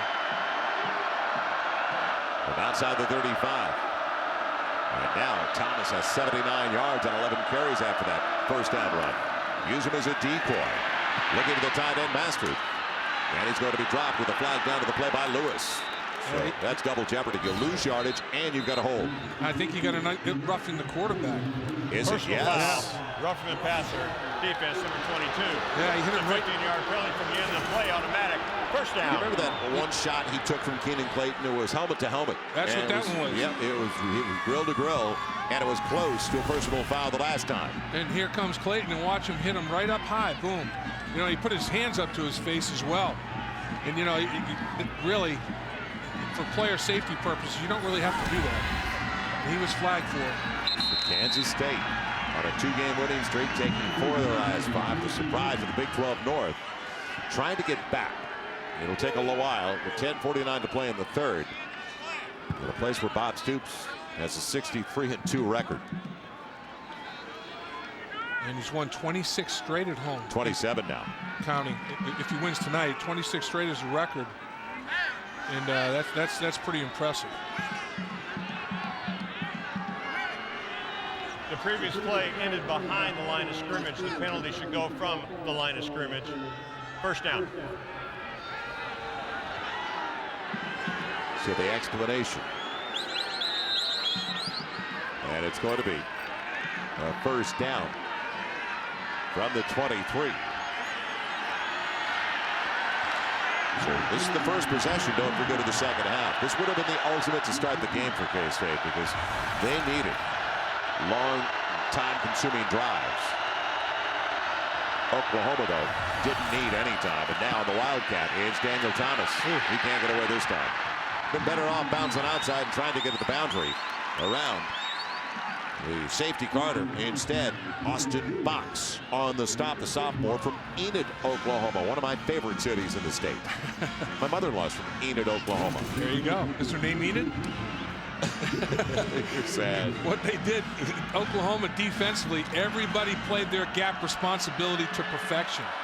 And they had Daniel Thomas, you know, befuddled back there. There was no crease, no lane for him to hit. And he didn't want to turn a negative into a bigger negative. Kansas State, first of the half. So K-State using a timeout early here in the second half. But they've got something cooking when we come back in the third.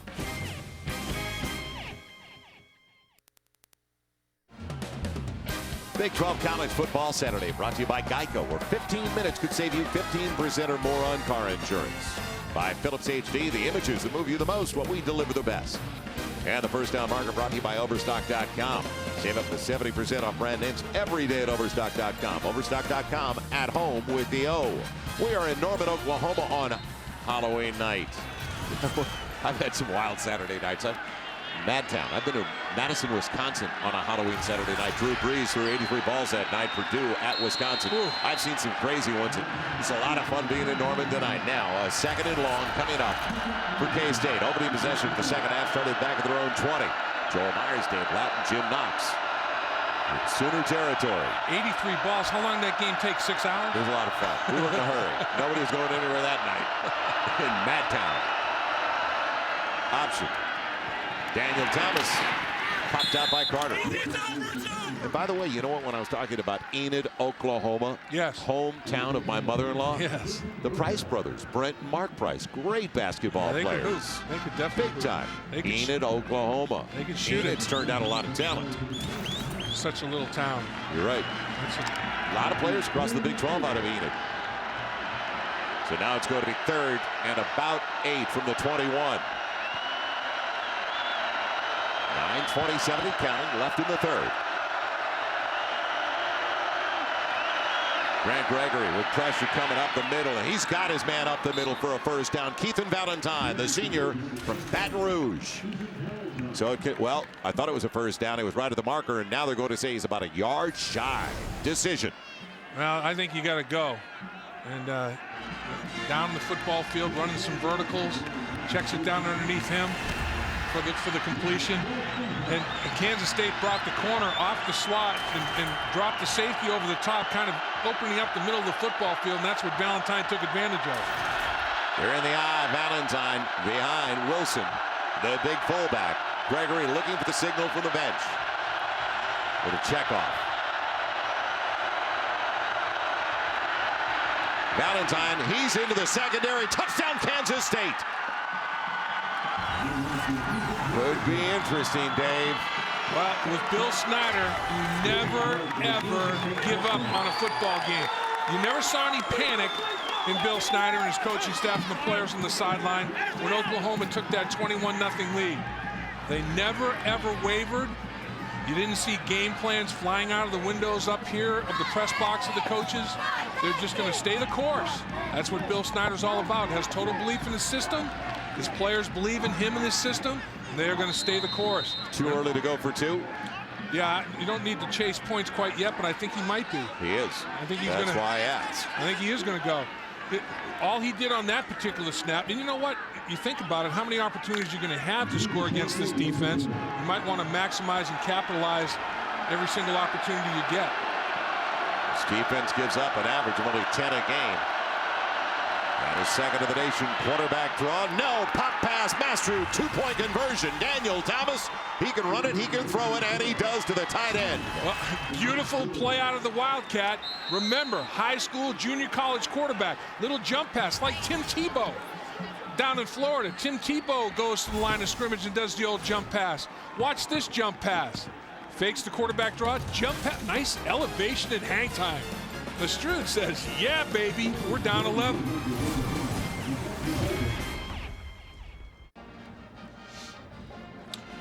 Well, you know, let's take a look at the two plays that have made this an 11-point football game. Let's look at the touchdown, Valentine's touchdown run first. Watch what Lestrade does to Reynolds, and Box goes inside of the lead blocker, the fullback. The linebackers create a huge cavity, a huge lane. Valentine takes advantage of. Our Keystone Light, always smooth moment is the 2-point conversion here. Watch the jump pass. Thomas to Lestrade. Now Lestrade, a great block to set up Valentine's touchdown, and then he finalizes with the 2-point conversion. Sell it. Thomas sells it. It's going to be a run. Sucks everybody up to the line of scrimmage. Jump pass over the top. Watch the linebackers start to come downhill. That's about a 40-inch vertical right there to Lestrade. I'll tell you what, Thomas is definitely athletic. No question about it. Well, after trailing 21-0, 28-6, it is now 28-17, so 11 unanswered. And should have. The Sooners, should they have taken advantage of the minute 20+ they had with 2 timeouts on the board at the end of the second half? Or they shut it down instead? Well, time will tell. Let's see if it gets any closer. Moses Madu bringing it back from the 2 for Oklahoma. Looking for a lane over to the left side. And making the most of it. Up to the 25. So, believe it or not, with 8:24 to play in the third, this is going to be the first possession of the second half for Oklahoma. And you see their drive chart, 4 out of the first 5. Not too shabby. And then they took the knee, basically. They took a knee twice. Two snaps, -2 yards. The only time they punted, they ran 4 plays, 16 yards. Never had a 1-2-3 and out. That's the only time they didn't score, except, you know, the old genuflect formation at the end of the half. I mean, they were productive. Landry Jones to DeMarco Murray. Swing action, batted back at him. Coming through, Daniel Calvin, the senior from Bakersfield, California. And Daniel Calvin battling the flu this week. Missed some practice time. It didn't look like he was flu-ridden on this play. Got the big left mucker up. Deflection. Second down. A look over to the sideline for the call. It'll be second and 10. Little bubble screen to the flanker. That's Broyles, and run out of bounds. So high percentage play gets him almost 5 like a run on a sweep over to that side. And the leaders for the Sooners are the first 30 minutes of play. Well, Miller had more yards on his catches and a touchdown, but we already kind of documented what Broyles did. Chris Brown did a nice job in the running game, and of course Landry Jones was spinning the ball pretty darn effectively in the first half. Very accurate. Momentum-wise, Dave, this is a big third down. Yeah. Third and a little more than 5. Jones too much time, and it's knocked away the D-back on that side. Darius Thomas, a first-year freshman out of Dallas, took it away from Tennell.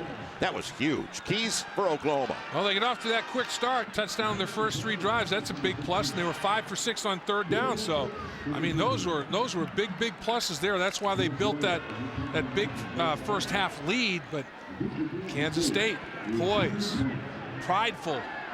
There he came roaring back and trying to make it a football game here. And a little magic for Brandon Banks. He's kind of quiet back there. They go for the block again. So Banks staying away from it. And it's out of bounds right around the 25. So what kind of nightmare is it going to be on Halloween nights? Oklahoma looked like they had plenty of haymakers and still more to come. But the answers are now coming from Kansas State. Back in Norman, Oklahoma, 3rd quarter, 7:41 left to go, 28-17 Oklahoma, as you see, Halloween night. But guys, believe it or not, Norman, Oklahoma celebrated their Halloween night last night, because the Sooners, when they played, they shut down the whole town. They did wear a few costumes tonight. Let me see who this guy is. Hey, Banana, why don't you peel out of here, okay? You've been on way too much tonight. We got Boomer and Sooner up there. Santa Claus making the trip. Where do you go? We're working over Banana. Boy, Noxie brings out the best in those guys, doesn't he? From the 25, K-State, and it's Thomas throwing the ball up for Banks. He's there. First down all the way to the 35 against Dominique Franks. So Daniel Thomas shows the long arm. He showed the pop pass a la Sammy Baugh on the 2-point conversion. They're rolling. They are. The Wildcat formation has been good to them tonight. I mean, Daniel Thomas fakes the option, and it's an option play-action pass. And he throws it to the inside, allowing Banks to get to the football before Franks can. Franks realizes it's inside, and Banks gets there more quickly with his reaction. Thomas now sets up behind Grant Gregory, the regular quarterback. First down. Huge play. Well, it's confirmed. It went for 41 yards. It's confirmed now, Joel. Sorry that it's the left shoulder, not the right shoulder that's sore. Gregory sees the lane. He's got a first down. Now he's got a block from his big lineman downfield. He found Offner and got a few extra. Brought down by Beal from behind, but talk about a shift in momentum early in the second half. Well, this is all Bill Snyder stuff now here. You have the option going after you ran the deep ball. And a good decision in the option to keep the ball. Grant Gregory ran the touchdown on an isolation, just hammered inside with a fullback ISO. Then you throw the deep ball. Then you run the option. He attacks the width of the field, all 53 yards, and the length of it, all 100 yards. Makes you defend the whole field, and he has an answer for everything. Thomas is single to the backfield. Strong side, Thomas. He's dropped for no gain right at the 16. So 3 snaps, and even with no gain, they've taken it from their own 25 down to the 16. And there has been a dramatic shift completely. And the one thing is, we look at Bill Snyder over there on the sideline. They always talk about discipline with Snyder. They're not going to come unraveled. Right. They keep their poise. Think of the last few plays. Isolation behind the fullback for the touchdown. Jump pass for the 2-point conversion. Go to the Wildcat, throw the ball deep. Run the option. That time he ran the counter and pulled the backside lineman. He's got his whole playbook going right now. It'll be 2nd and 10. Thomas trying to make a miss. Still battling. Yeah, it was Jonathan Nelson who got him. If he doesn't, it's a touchdown. Boy, is he strong. Yeah, he's touched it over a third of the time. He touches the football, Thomas. He catches it. He throws it. He'd thrown 2 passes coming into tonight, and he's thrown 2 tonight. The pop pass, the jump pass touchdown, and the deep ball. He's 2 for 2 throwing it. I mean, he's run the ball. He is a weapon. He is a multifaceted, very versatile weapon. 3rd and about 6. 3 wide receivers set. And Gregory on the outside, he can run it. He's got the first down. Does he have the touchdown? No. Knocking him out of bounds, Keenan Clayton. Otherwise, he gets to the pylon. It'll be 1st and goal at about the 3. Well, and here's another play in the Bill Snyder playbook, zone read. You have a mobile quarterback, and you put the ball in Thomas's belly. And watch when he fakes the ball to Thomas what the defense does. Man, they all collapse and they go that way. And now he has a run-pass option on the perimeter, and he just tucks it and gets to the edge. Can throw it or run it. Tuck it, run it, get all you can, get out of bounds. Lost containment, didn't they? Yeah, they all sucked up on the run fake. Thomas, the single, right side. He's in. Touchdown, Kansas State. Wow. Brand new ball game. Hard to believe. Well, I'll tell you, Joel, what separates good teams from great teams and what separates average teams from good teams is tough-mindedness. And Bill Snyder is tough-minded. And his football team is always tough-minded. And they got behind big on the road in a noisy stadium to Oklahoma. Panic? No. Poise? Yes. And look at how they've responded. And now the offensive line is starting to gain confidence by the snap. Now let's see if this is a gadget play, because Brandon Banks just went over to the referee and said something. Well, this is just a counter that's they scored on the touchdown, and they're going to go for 2 points again. Yes. Bill Snyder getting after it on a roll. Grant Gregory in the backfield, but there's a flag on the play. Delay Too much game. time. Yeah. Delay game.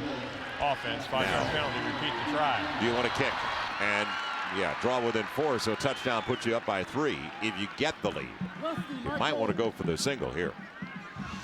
Well, he at that point, the extra 5 yards in this compressed field makes it a little bit more difficult. He's disappointed. Felt like he had a play that was going to bring them within a field goal, going for that 2-point conversion. So they bring in the place kicker, Josh Cherry. He has already had an extra point blocked. Hit a field goal, though, of 32 yards. And this extra point blocked again. Wow. Okay, go for 2 next time. It's covered by Franks. And he's upset, and rightfully so. It's got to be low. Yeah, it didn't look like tremendous penetration. All there are jumpers up the middle, and they're getting their hands up, and that's not huge penetration. That's real low. Yeah, and he's just driving the football. You have to get some elevation. He's kicking the middle of the football instead of the lower third of the football to get the elevation. Well, normally you see chip shots like you're talking about. That didn't even get to the lineman who was trying to jump up. No. It was that low. And he didn't use any teammates to help him boost his jump or anything like that. All he did was take a couple of steps up the football field and get airborne. And let's take a look at Daniel Thomas, who has been a huge factor in this game for Kansas State. Running the football as a running back, leading the league in doing so. And he's got great vision and great patience and great strength, and he'll lower his shoulder and finish every run. He gets everything out of every single run that he possibly can. Now he's in the Wildcat. Jump pass out of the Wildcat for the 2-point conversion. And that's his touchdown and a little ISO following his fullback. I mean, he's done a little bit of everything here tonight, and he is an outstanding football player that went on a big odyssey to get to Kansas State. As the song says, what a long, strange trip it's been.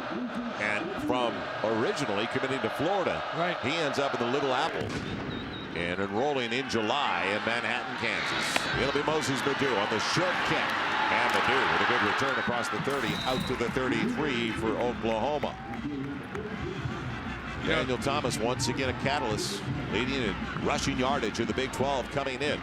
And so far today, Daniel Thomas just on the ground, and he's impacted the game in other ways, obviously. 88 yards on 16 carries. Quarterback at Hilliard, had a great career in high school, commits to Florida, and he all the journey that he went on, and he's even touched it more tonight than he has during the season, 35% as opposed to 34 and change. Chris Brown. Nothing doing over to the left side. So 3 and out of the first series for Oklahoma as the momentum has completely shifted. And you wonder, you go back to that last 90 seconds of the first half when they decided, well, we'll take it to the locker room with a 28-9 lead. Well, I think at halftime what Bill Snyder did to get his troops rallied and to make the adjustments that he made was unbelievable.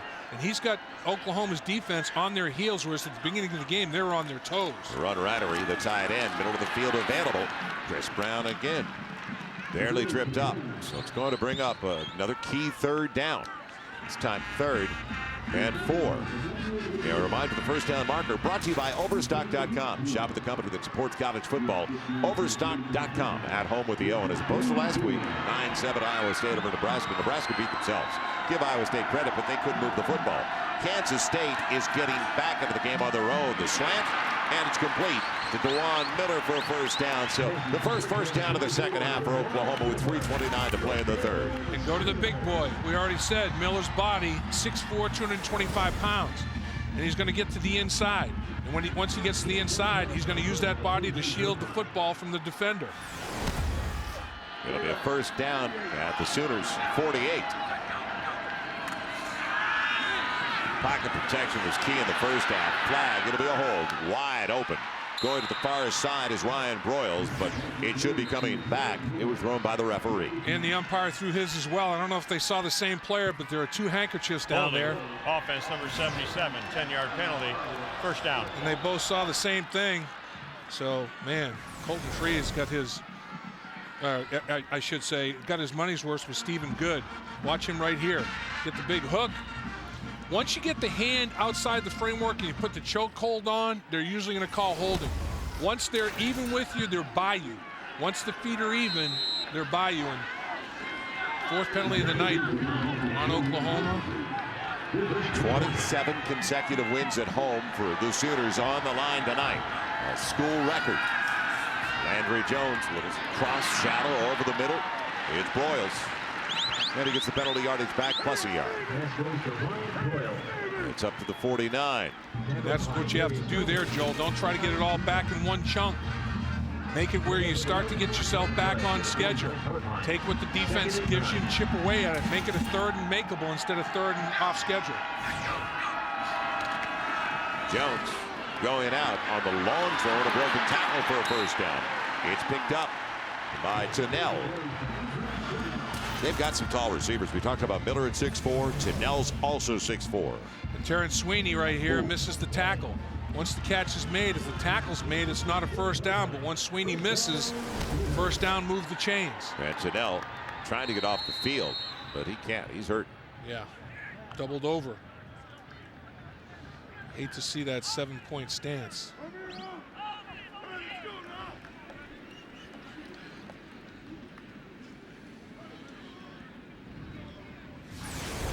He tried to get over to the sideline. Yeah, Butler finishes the tackle. And did he fall on the football? Looks like he fell on the football a little bit. Got up okay. Yeah, looks now, like that left shoulder. Looks like he maybe landed on his left elbow, left shoulder. He's really hanging that left shoulder big time, that arm. Yeah, after what happened to Sam Bradford with his shoulder injury, that makes Oklahoma fans sick to see a scene like that.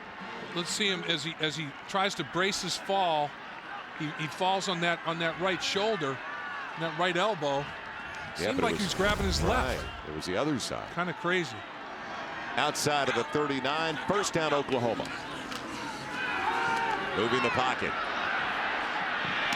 It's Miller. He takes a pop, doesn't he? He's down, Dewan Miller. And it was Troy Butler, as you could hear it all the way up here with the hit. You know, you look at Kansas State, their secondary, they have a lot of guys that have broken up passes during the course of the season. I mean, Hartman's got 4 interceptions, Lemur's got 2 interceptions, Moore's got 2, and they've knocked a lot of balls down. They just find themselves in the right spots. They're very, very smart back there. Second and short, bending it out is Brown. Real close, but he's short of the first down. What's really interesting, though, Kansas State should have 25 points on the board. They've had 2 extra points blocked. When you take into consideration this Oklahoma defense, Texas averaged 47 a game going in. They held the Horns to 16. Kansas, 39 a contest. They only had 13 last week on the Oklahoma defense. So for Kansas State to have 23, and it should be 25, 2 blocked extra points on real low kicks. That says a lot about the tenacity of this team to even get back in it like this. And they held both of those teams to more than 200 yards less than they've been gaining, as well as the points. Now on third and a couple, flag, contact. He's trying to get it to Jazz Reynolds. Thomas is all tangled up with him. That's Darius Thomas. Yeah, Darius Thomas at the top of the screen here. The contact and the grab before the arrival of the football, that's what the flag is. I think it's going to be pass interference. Defense number 15. First down at the spot of the foul. First down. Hey, David, helps the ball. He was there before he turned around because he still was engaged. Yeah, but he grabbed his arm before the football got there and couldn't even make a play on the ball. he wrapped him up well before the ball got there. Let's head downstairs. Jim Knox. Word on Tanel, looks like they're working on his left shoulder, guys. So it looks like right now he's a great deal of pain, working on the left shoulder. First down for the 28. And hold coming up again. And it'll all come back. It was called on Trent Williams. So Oklahoma making mistakes now early in the second half. Holding. Offense number 71, 10-yard penalty. Repeat first down. Well, Trent Williams got beaten inside, and as a result of that, watch, he gets beaten inside, and what makes the quarterback get out of pocket. That's just a good move. A very, very tough. Physically grabbed the jersey as Jeffrey Fitzgerald was ripping past him. And Fitzgerald's got some big numbers for the Kansas State defense. He transferred in from Virginia, 6 sacks, 8.5 tackles for loss. He had 4 of the 6 coming over the last 2 games. So the second half of the season, he has picked it up. First and 20. Middle screen. And well diagnosed. Big play going the distance. Ryan Broyles, touchdown Oklahoma. Flag down though, right where he caught it over the middle. Umpire threw the flag. Is he calling somebody downfield or is he calling holding? I think he's talking it over with the referee, was trying to determine if somebody got downfield before the football was airborne. I didn't see any real holding going on in there.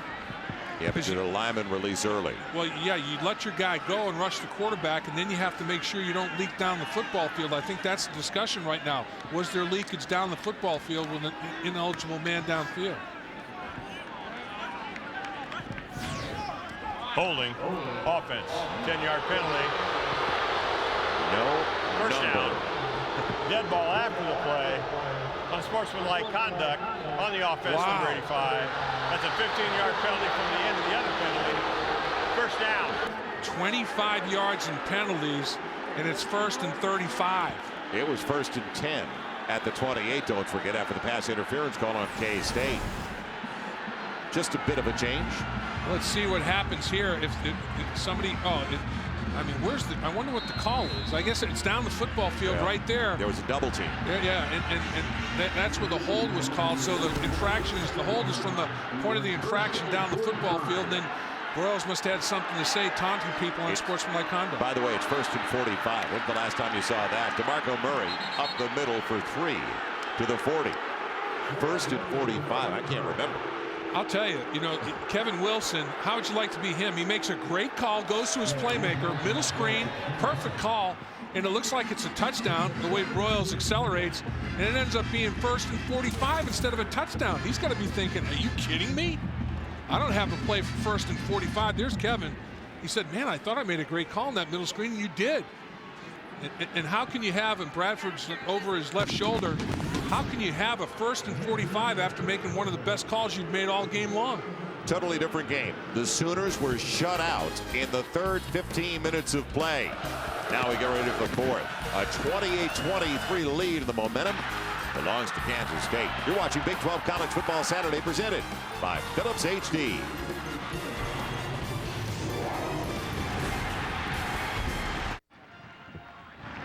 We get ready for the start of the fourth and final 15 minutes of regulation in a 28-23 game. And our eHarmony numbers through 3. And as you look at these, don't forget, at the end of the first 15 minutes of play, it was 158 total yards to 19, favoring Oklahoma. And now Oklahoma only has a 3-yard advantage. So Kansas State since then has outgained them by 136 yards. 2nd and 42. That's the number. 2nd and 42. On the play fake to Murray. He's on the flat, and nobody has accounted for DeMarco Murray. Good yardage inside the 45. That's a blown assignment completely. Down to the 42. Yeah, and it wasn't like he wasn't just wide open field and vision. A lot of times linebackers disregard the back that the ball is faked to, and you can't do that. Bill Walsh made a living out of throwing to the football to the back that was the play action faked to in the West Coast offense. Like Roger Craig, maybe? Yeah.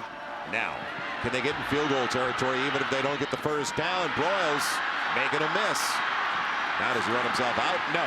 And down the sideline, still in bounds. Wow. He was close to a first down, and they give him a first down at the 17-yard line. Man, he was very close to going out.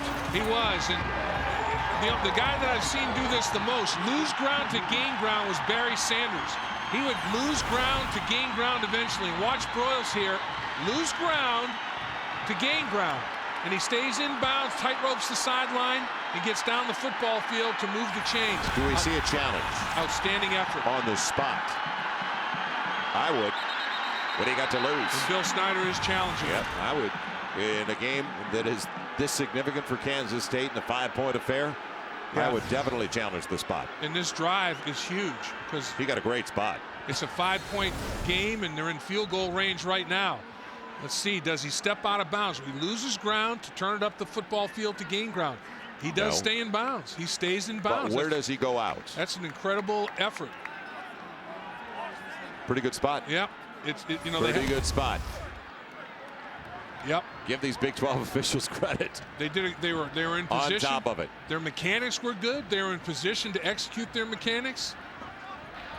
Kansas State is challenging the ruling on the field of forward progress that the player was out of bounds prior to the first down. We have seen nothing yet to overturn it. Now, other angles? Now, I don't know if Bill is necessarily challenging that he stepped out of bounds. He's challenging the spot of the football for forward progress for the first down. Within that is the challenge to make sure that he stayed in bounds, but we've already seen that he did. And how about the athletic ability for Broyles to stay in bounds like he did? He's knocked out of bounds at about the 30, the 23-yard line, between the 23 and 22-yard line. No, 17. And 17. This is because of the first down and what he needed. That's why this is significant right here. Well, still in. Yep. It's still. You know what though? Pretty good call. And where's the football? You got when he steps out, his foot is out. Where's the football? After further review, the ruling on the field is confirmed. The runner made the first down. Yeah, it was a good call. Yeah, it was a very good call. And you know what? There was another down, even if they didn't get the first down. Right, it would have been fourth. It would have been fourth. Fourth and a yard. And you go for it. I think at that point. I don't know about that because then you go by up was it by fourth 8. Or third? That was the third down. But if you, I'm just saying, if it's a yard shy of field goal, charged with a second team timeout. They got one left, but I don't blame Bill Snyder at all, and especially the way it looked. How about Broyles though? They took the touchdown away from him, penalized him, and he says, "I got to make amends here." And first and 45, and they pick up a first down. Wow. You know, the big play was leaving alone the running back, who got considerable yardage. And that running back's got it now, DeMarco Murray. You know, he made it manageable for him on third down. It wasn't third and forever. They could pick up the first down as Butler puts him down, and he picked up better than 15 yards on a dump-off. Yeah, and when it's first and 45, you definitely don't go for it all at once. You got to chip away at it. And Oklahoma was masterful chipping away at it, and Kansas State kind of lost some of their defensive responsibilities in that sequence. Called it 2nd and 8 at the 15. What a strange game it's been. Nobody has Murray again. How can you forget about DeMarco Murray completely? And he's close to a first down. Is that just a blown assignment? DeMarco Murray is a good receiver. I mean, he runs great routes out of the backfield. He's got tremendous hands. They actually will motion him out of the backfield and put him in the slot as a receiver. When the coaches vote you first team all Big 12, like they did last year, you can do some things. And DeMarco Murray can. Now Landry Jones on 30 yard. The other thing this is doing is eating up clock on Kansas State. It's Murray. Man, he's got the first down. Boy, that was power football. And a good job by the man who met him up the middle at the same time. Butler to try to push him back. It's a good play all the way around. They pulled Stephen. And Roletter too. They pulled Stephen Good, the right guard, and they pulled him around the horn and tried to get the kick out block. Yeah. It was a junior from Wichita. Linebacker came downhill. Roletter made a nice hit. Not soon enough. First and goal from the 6. Up the middle and down to the 1. They are featuring DeMarco Murray, the junior running back from Las Vegas. He was also, when I say first team All Big 12, he was first team academic All Big 12 last season as well. And we don't want to forget about that. Somebody who does it both in the classroom and on the field. Boy, I got to give Oklahoma a lot of credit. They have a touchdown that's taken away from them by penalty, double penalty. They have first and almost half a football field. And here they are knocking on the doorstep again for another touchdown. That's a team that said, you know what? We'll respond to the adversity. We're not going to let it disappoint us and discourage us. They stayed right with it. Long time. Play clock coming down to 3. Wow. Fullback flinched. Yep. Back back. Yeah. Dead ball. False start. Offense number 34. 5-yard penalty. Repeat second down. You think there's some anxious fans in this ballpark? Man. they're getting their team a little bit. The case of the jumps here. Yeah, and when Clapp moved, Murray started moving and leaning. Just obviously the communication from booth to sideline to the football field was disjointed. Boy, you were talking about the locks on Carter, the safety. What about Matt Clapp? Oh, those guys, they must have a lot of split ends. Second goal outside of the 5. It's Murray diving, he's in. Touchdown, Oklahoma.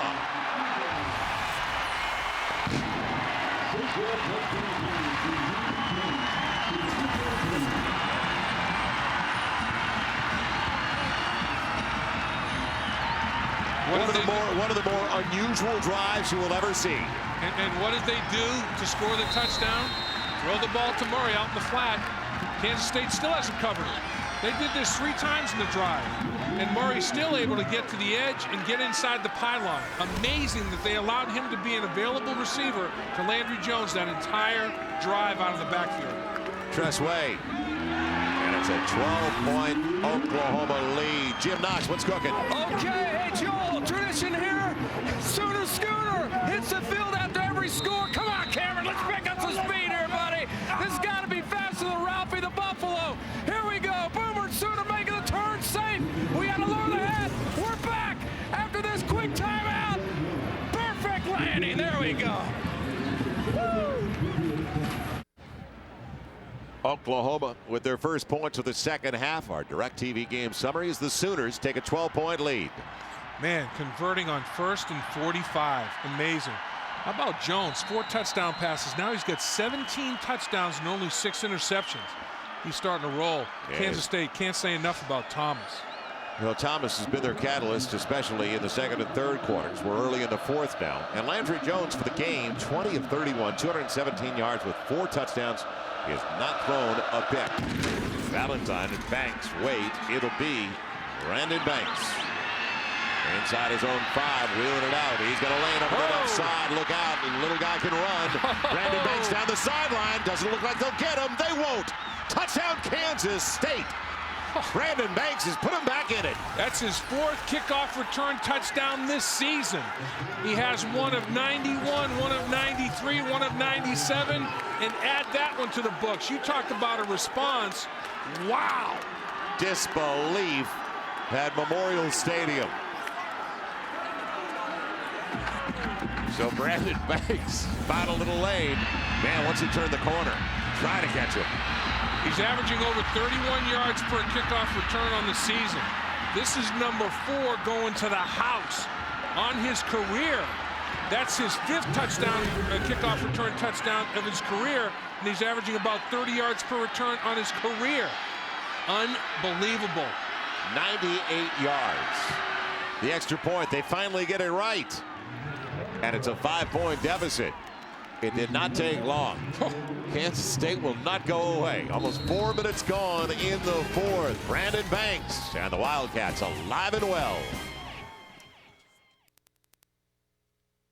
Electrifying performance by Brandon Banks, a 98-yarder, but nothing new. He owns the Big 12 record. That is his 4th of the season. 91 and 92-yard returns in the same game. That came earlier this year against Tennessee Tech.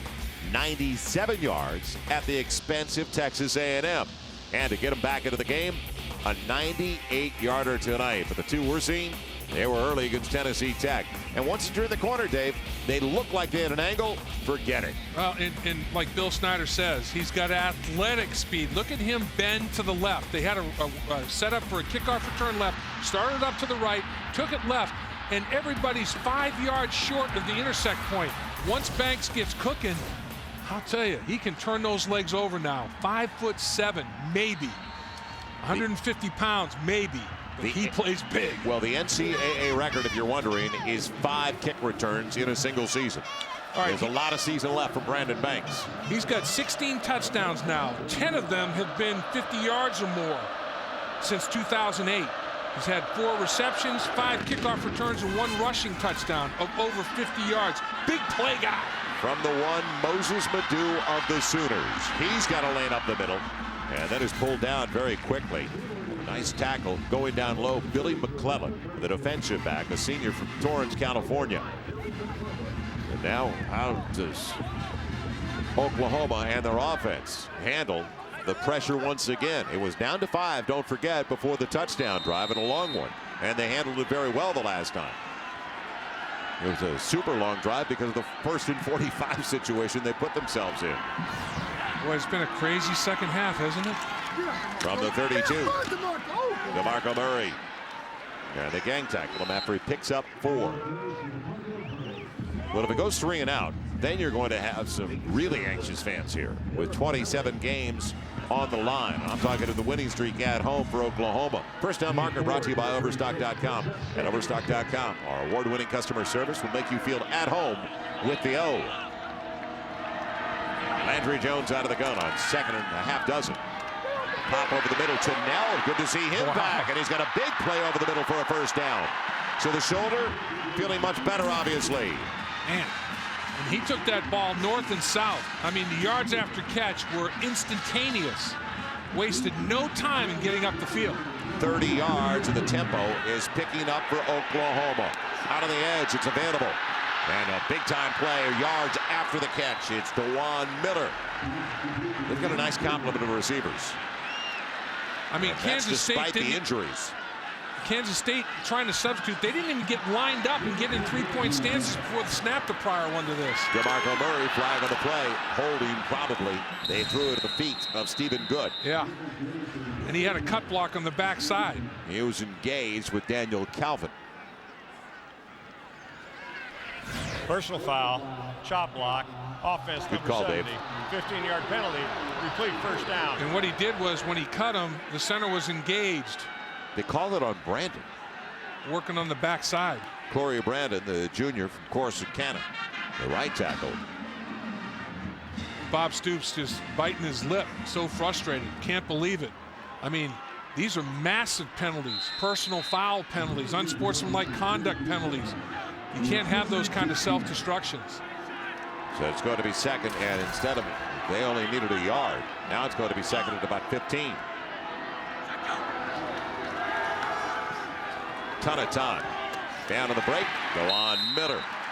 Got the yardage back. He was short of the first down by about 2. I guess they're saying, hey, we converted on 1st and 45, 2nd and less than 20, we're cool. I mean, if they didn't take 2 steps back for every step they're taking forward, they could be really doing something. They're in field goal range, though, already for Tressway. Need 2. Man, DeMarco Murray gets it. He's hitting it up going inside the 28. It moves it down to the 27. So he's been the featured back. He used a lot of Chris Brown in the first half, but DeMarco Murray here in the second half. He's right tonight. That ankle's feeling pretty good because he is hitting it up in there now. He's smashing the ball between the tackles. He's fresh. They held him out of the Kansas game last week in the win in Lawrence. A 5-point ball game. Nobody could have anticipated this. This is one of the wilder games we've had in a long time. Oh, missed. Box play. Landry Jones can't get away. He is run down by Hulick. Well, the mistake that he made there was when it was botched, hit the hole that the play is designed to be run at. You didn't get the handoff executed. You can't just run to the sideline, try to outrun everybody. Okay, he turned the wrong way. His back's passed. Run up the middle where everybody's blocking. There's nobody blocking to the perimeter. You're not going to outrun everybody. You just cut your losses instead of increasing the losses. So the wrong escape route. Yeah, exactly. Second at about 16. His exit strategy was questionable. Inside of 9 left. Don't forget K-State's only got 1 timeout left. Play clock inside of 3. Little dump off again against Dewan Miller. And it's going to bring up 3rd and 10. Brought down by Darius Thomas. Nice job in space. I mean, that's just one-on-one. First-year freshman from Dallas. Seeing more and more coaches, we talked about it, use first-year players. Forget about the redshirt year. And Kansas State is growing up before our very eyes. I mean, they're learning a lot from this football game, no matter the outcome. And they stop him here on 3rd and 10. 8 to play in regulation.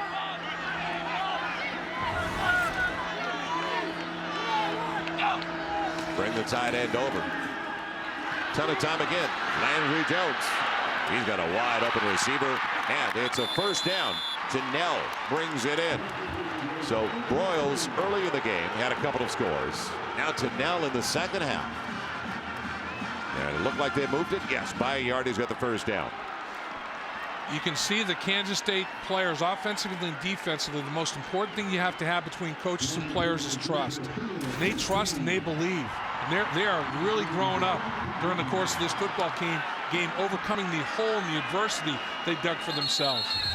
And let's not forget, as a timeout is going to be called. The previous play is under further review. They're going to look, but and potentially for the spot. But remember that Landry Jones is a redshirt freshman as well. And a clean, efficient game by this quarterback. He is 25 of 36 now for 295 yards with 4 scores. He's played well and no interceptions. He's had good ball security. He's taken care of the football. I saw one of the replay officials at halftime. Their system is down. They're going by TiVo. Ooh. So now he's basically going by his eyesight until he can get the TiVo system working to take another look at it, and he can't get to it fast enough. So that's why there have been a lot of replays that have been requested, because the equipment there's some issues and problems with it. DVR or TiVo? Little TiVo action. After further review, the ruling on the field stands. First down. And the officials are right there on the sideline. The one thing, the officials down in the field have been positioned properly, and they've executed their mechanics exceptionally well. Oklahoma still with 3 timeouts on the board. Only 1 remaining for Kansas State. They used 1 and they lost a challenge, losing another. Just took a look right there at Vic Koenig, one of the defensive coordinators. It's Chris Kosh and Vic Koenig are co-coordinators on the defensive side of the football. First down for the 17. Little crossing pattern underneath, and it's Broyles. He was the key figure in the first half, bringing up a 1st and goal with a gain of 12. Well, he is the go-to guy. He is a playmaker extraordinaire in the slot. Very, very loose in the coverage. I mean, very, very antsy about what Broyles can do. Bouncing outside to Marco Murray. Just back to the line, and that is it. And trying to go up-tempo and with speed before Kansas State can get set. And remember, coming into this football game, Oklahoma giving up a little over 10 points a game. Kansas State's hung 30 on them right now. That is truly one of the biggest surprises. This Oklahoma defense is held up against everybody. And really good offenses. Murray left side, diving. He's in. Touchdown, Oklahoma.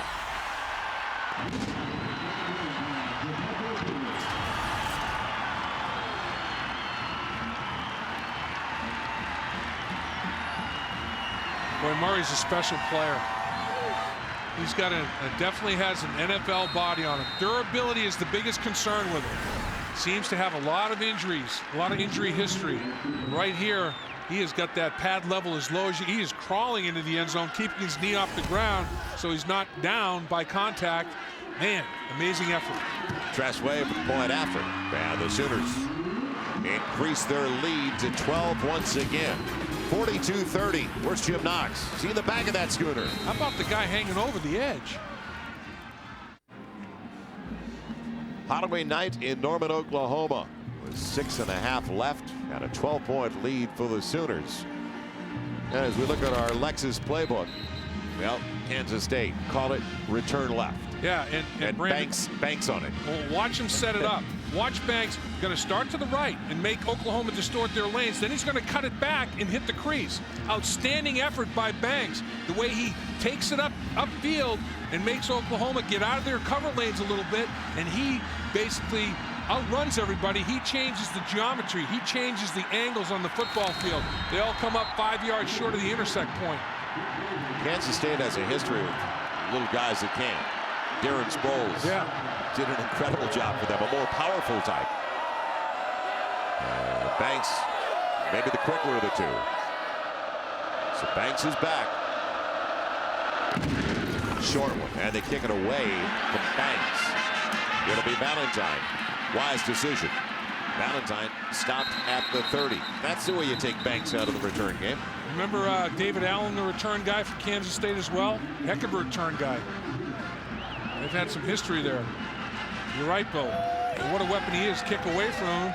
You know, they'd rather give him the ball at the 30-yard line than let Banks try to maybe take it to the house. So Kansas State has had the ball, touched it basically 3 times here in the second half. 2 long drives, scores, touchdowns.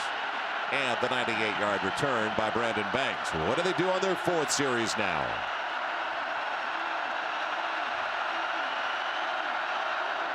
It's 1st and 10. K-State at the 30. Joel Myers, Dave Lappen, Jim Knox, and Norman, for those of you just joining us. Play clock expired. He kept looking over to the sideline. Play a game. Offense. 5-yard penalty. Still first down. And that'll make you crazy as a staff, because that's before you even took your first snap on a new series. Exactly. Those pre-snap penalties will kill you. Crowd noise is a factor. Communicating from the booth down to the sideline and getting the signals into the quarterback is a factor. So time is running out on Kansas State. It's back at the 25 on 1st and 15. Quarterback call. Grant Gregory. Good run. 7 across the 32. So they got the penalty yardage back. Let's see if they can get maybe Daniel Thomas involved, or even a gadget play that they've been saving. And the other thing that is in favor of Oklahoma at this point of the game, in a 12-point game, they have the full complement of timeouts. Kansas State only has 1. If they had burned their final timeout there to avoid the 5-yard penalty, that would have been a tough dynamic for them as well. They're between the rock and the hard place there. Thomas is the single in the backfield. Use him as a decoy. Gregory. And on the comeback route, first down. Snipes has it inside the 45 to the 44. He recognized he needed to come back and help his quarterback. Gregory, a 6th-year guy out of South Florida. Once he realized he had that extra year eligibility, he comes to Kansas State. Just a hard-working kid. He knows he's got shortcomings, working on them to improve them. He's had a very solid football game tonight from a decision-making process. Still no turnovers in this football game. That's outstanding execution by both teams. So first down at the 46. Gregory is 15 of 20 with that completion. Shovel pitch. Valentine wrapped up immediately. A yard, and that is all. Jeremy Beal stayed at home on the play. And that's one of Bill Snyder's little gimmicks in the playbook to slow down the pass rush. He'll run either a screen or a little shovel pass. He's really emptied out his playbook tonight by different formations. He's run the option to spread them out horizontally. Then he's pounded them inside with the ISO and the counter plays and the power plays. Then he's thrown it over their heads out of the Wildcat. He's done it all. Then they go to Valentine. In trouble. Throws it in the direction of both Snipes and Mastery. But again, Jeremy Beal with the heat. A junior from Carrollton, Texas. Led the Sooners in sacks last year, 7 sacks this year on top, and that's category once again, second team all Big 12 performer. Well, you look at it, you look at that front four. Austin English, who, you know, a year ago led the Big 12 in sacks. McCoy, everybody's All-American. Beal, pretty good talent up there at the line of scrimmage for the Oklahoma Sooners, and Wildcats from Kansas State clawing, scratching, fighting, hanging in there. 4-down territory. So little time for Kansas State. And out of the reach of Banks. Closest one to it, Jonathan Nelson. Well, there's only 4 minutes and 22 seconds left. You only have one timeout. Fourth down decision to make. There was a deflection of the ball. Yeah, the ball never got to Banks because at the line of scrimmage, through the maze of hands, the ball was tipped. So the ball game for K-State. With only 4:22 to play, and as you just mentioned, only one time out of the board.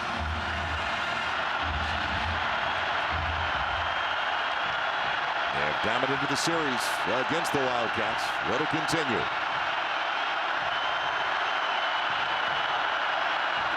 On 4th and less than 10, screen call, Valentine. He needs some help. And that'll do it. Wow. Oklahoma takes over on downs. Beal chased him down. And look how many teammates were with him.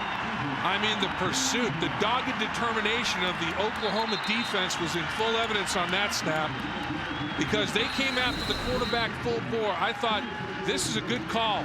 But look at Oklahoma run after this football play. Nowhere to go. Look at how many red jerseys and helmets are around that ball at the conclusion. Woo!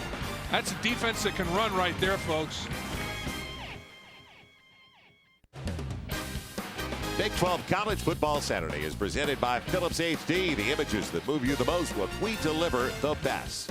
Brought to you in part by eHarmony.com. Are you ready to fall in love? And by your local Lexus dealer.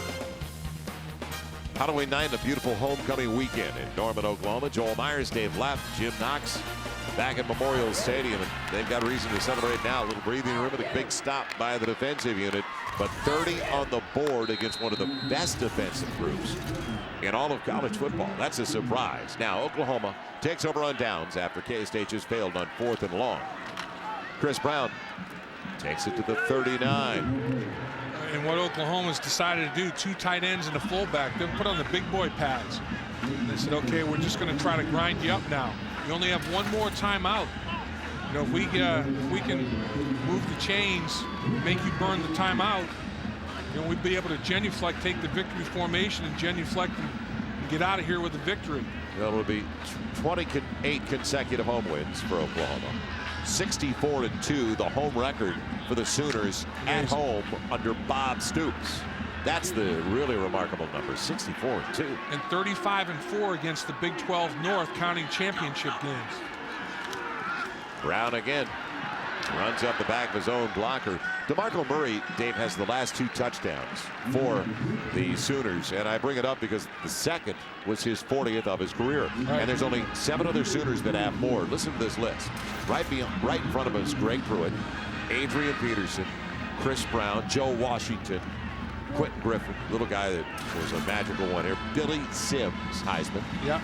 And the legend, Steve Owens, with 57 on top of the list. So that's great company for DeMarco Murray, and a lot of football left for the junior from Las Vegas. Yeah, and he's at 40. That's a star-studded list you just read off there, Joel. That's a who's who of Sooner football. No question. That's a big list to be part of right there. 3rd about 3. Timeout. And it is a timeout for Oklahoma. First of the half, 30 seconds. So looking back on the way things developed early, it was all Oklahoma, and boy, did they come out swinging. Yeah, they really did. And Broyles is the playmaker, the go-to guy. And watch him sniff the end zone here. Yards after catch, yards after contact, stretches out. And you know what? Go to the big boy, Juan Miller, 6'4", 225-pounder, had a night, and then go back to Broyles in the back corner of the end zone. Outstanding sliding catch right there. And then on Halloween night, it's Valentine's Day, as Valentine's having himself a couple of rushing touchdowns. And all of a sudden, here come the Wildcats. And then Banks starts to the right, weaves back to the left. He gets a distortion in the coverage lanes for Oklahoma, makes it a 35-30 football game. And then here come the Sooners once again. Murray starting to get in the action. And as you mentioned, he's got the last couple of touchdowns, so it has been a seesaw, back and forth, momentum swing game tonight. Well, now they can end it with a first down here. Need a little more than 3. Delay action. Brown drops short of the first down by a yard and a half. Clock continues to roll, though, and only one timeout up there. And a 12-point deficit for K-State. So K-State came in a 2-game winning streak, taking 4 of their last 5. And we talked about the overall discipline that Bill Snyder will always bring to a program, and it was on display tonight when they fell behind and they were down to the break, 28-9 at the half. Yeah, and the players kept looking to their coach, and he never flinched. Never flinched an inch. I mean, he's got poise, he's got pride, and that's what he's passing on to his young football team. They'll go for it. Ended here with a first down. And Chris Brown driven down. Close. I don't think he got it. Close. Nope, it looks like K-State's got the football. So they get the football back with a 52 to play. They're down 2 scores, Brown though. On the hit. Down 2 scores with only 1 timeout. What will happen? And Joel, they ran the power play. They tried to outnumber them. I mean, Oklahoma pulled backside linemen. They pulled the backside lineman trying to outgap Kansas State, and Kansas State just read it and filled it. Man, when that hit occurred, it took them sideways. Made the trip from the Little Apple. Drove in from Manhattan. The other team hung in there. But it appears it's going to be their second conference loss. So came in 3-1, the leaders in the Big 12 North. Deep down the middle, Banks is available. They're not done yet. No. Inside the 35 down to the 32. Because if you can get a quick score, then the onside kick. And Banks is hurt on the play. And Jonathan Nelson was the closest guy in coverage. Banks got banged up. But boy, get the ball down the middle of the field between the hash marks, and Nelson delivers a big hit on him, and it hurts Banks. From the 33.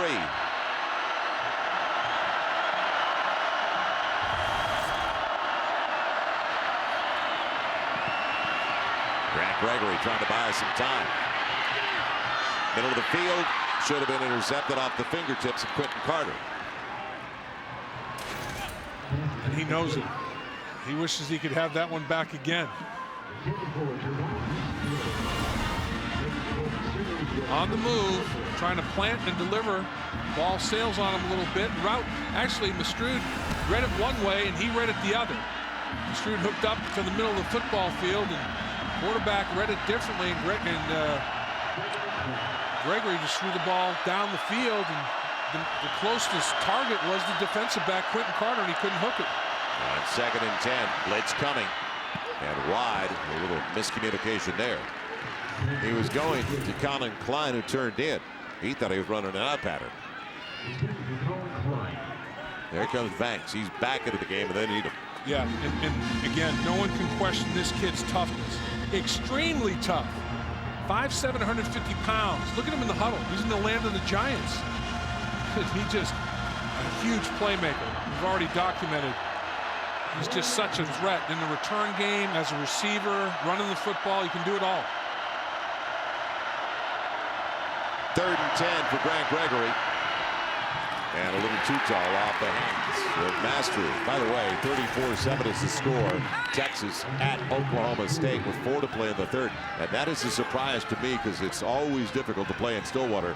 That's a major accomplishment to dominate a team like Texas is doing at Oklahoma State. Well, Texas is on a mission, unfinished business. They messed up on the road at Texas Tech last year, and it cost them the Big 12 championship opportunity. It cost them an opportunity for the national championship, and they're not going to let it happen again. Plus, it knocked Colt McCoy out of the Heisman race. Colt McCoy must have put up some decent numbers tonight. 4th and 10. Gregory out of the gun. Middle of the field, he's got a man. It's Banks again. At a first down inside the 20. How about Banks? Yeah, and Gregory showing some patience, too, when he let the play unfold. Banks has to check out again. And he can't make it to the sideline. He has to stay on the field. They're saying, no, you stay out there. He was trying to work his way to the sideline. It all starts with the protection. The protection was outstanding, and Banks got kneed in the head at the end of that play. I think he was a little woozy. 50 seconds to play. And that'll do it. Carter's got the pick. Going down, and it's all over in Norman. First turnover of the game right there. And it happens in the final minute of the football game.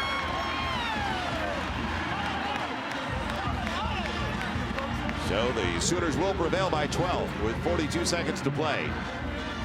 The pick by Quentin Carter, the free safety. And next week, the nation's best headlining our College Football Saturday twin bill. Colt McCoy and the push for the Heisman. Number 3, Texas, taking on Central Florida. That could be number 2. Alabama had a bye. Don't forget Florida decisively today. Oregon, Stanford. It'll all wrap up with Oregon State and Cal. It is a very, very deep year in the Pac-10 conference. You look at the first 7 or 8 teams of the Pac-10 this year. It's a fight. Oregon and USC locking horns as well. When you look at the Pac-10, you go to Oregon State, you go to Stanford, Arizona, Arizona State. Those are all quality teams, and you don't think of them as the first 3 or 4. That's how deep it is. How about the job Kelly has done as a head coach after the fiasco that occurred at Boise State, on the field and off the field? And man, he's got to be a candidate for Coach of the Year, the way he's held that whole thing together, and they're winning football games. Yeah, and I like this display more than anything else. The sportsmanship between these two schools, the relationships, the staffs. We talked about Brett Venables. He played linebacker at Kansas State, then worked for Bill Snyder, and the two teams getting together at midfield. Well, Texas on their way to 8-0, dominating right now Oklahoma State late in the third, leading 34-7. Oklahoma now, interesting, 3-1 in conference play with the win. They could really have some fun down the stretch. And the North is wide open as ever. How about all these 5-3 and 5-4 teams in the North, besides who's going to represent the Big 12 North in the Big 12 title game?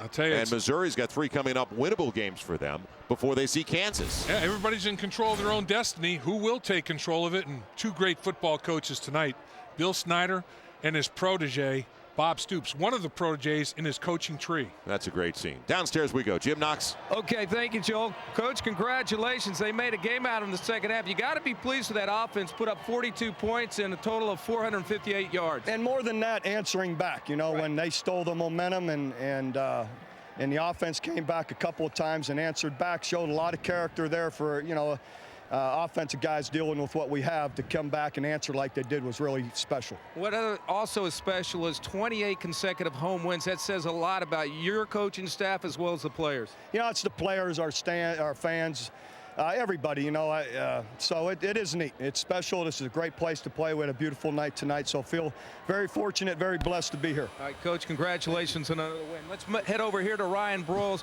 one of the keys in tonight's victory. And Ryan, I tell you what, 8 catches for 91 yards. You scored 2 touchdowns. Your biggest play, perhaps, 3rd down and 24, and you picked up the 1st down. Oh, yeah, we definitely needed that. We got set back with 2 penalties going in. We definitely needed to come out and get the 1st down. Now tell me, early on you were finding some open seams. You're also taking some wicked hits. They double teamed you, went up in the air, just about 3 flips in the air. You came down strong, and continue to play. Oh yeah, I knew I was going to get hit, so I'm going to catch the ball no matter what. So, man, it was just a great competitive game for all of us. It was a physical game, and we came out on top, and that was a good thing. Talk about playing with the new quarterback, Sam Bradford, compared to Landry Jones. Oh, we all know Landry can play, so he's got confidence, and he's building confidence going on deeper into the season. So we're all looking forward to what he has to come. Ryan, congratulations on another big win. Joel? All right, coming through once again, one of the emerging stars of the Big 12, and what a thrill for him. He grew up right here. He's from Norman. Ryan Broyles. Yeah, really. And, you know, just as advertised, I mean, the star players all stepped up. I mean, Kansas State has nothing to be ashamed about. I think they learned a lot about themselves tonight, Joel. Well, we'll look ahead to the triple header we were just talking about next week. It all starts noon Eastern down to the West Coast, Central Florida. Number 3, Texas. Number 10, Oregon taking on Stanford. And then it wraps up with Oregon State at Cal. Coming up next, most of you are going to see the Big 12 postgame show or final score. Now for Dave Lapp, Jim Knox, I'm Joel Myers. Thanks for joining us. What a night it was. Homecoming weekend in Norman, Oklahoma. And the Sooners did respond. Dealt with the adversity well, and the momentum shifted. Oklahoma 42, K-State 30. You've been watching Big 12 College Football Saturday presented by Phillips HD. So long, everybody.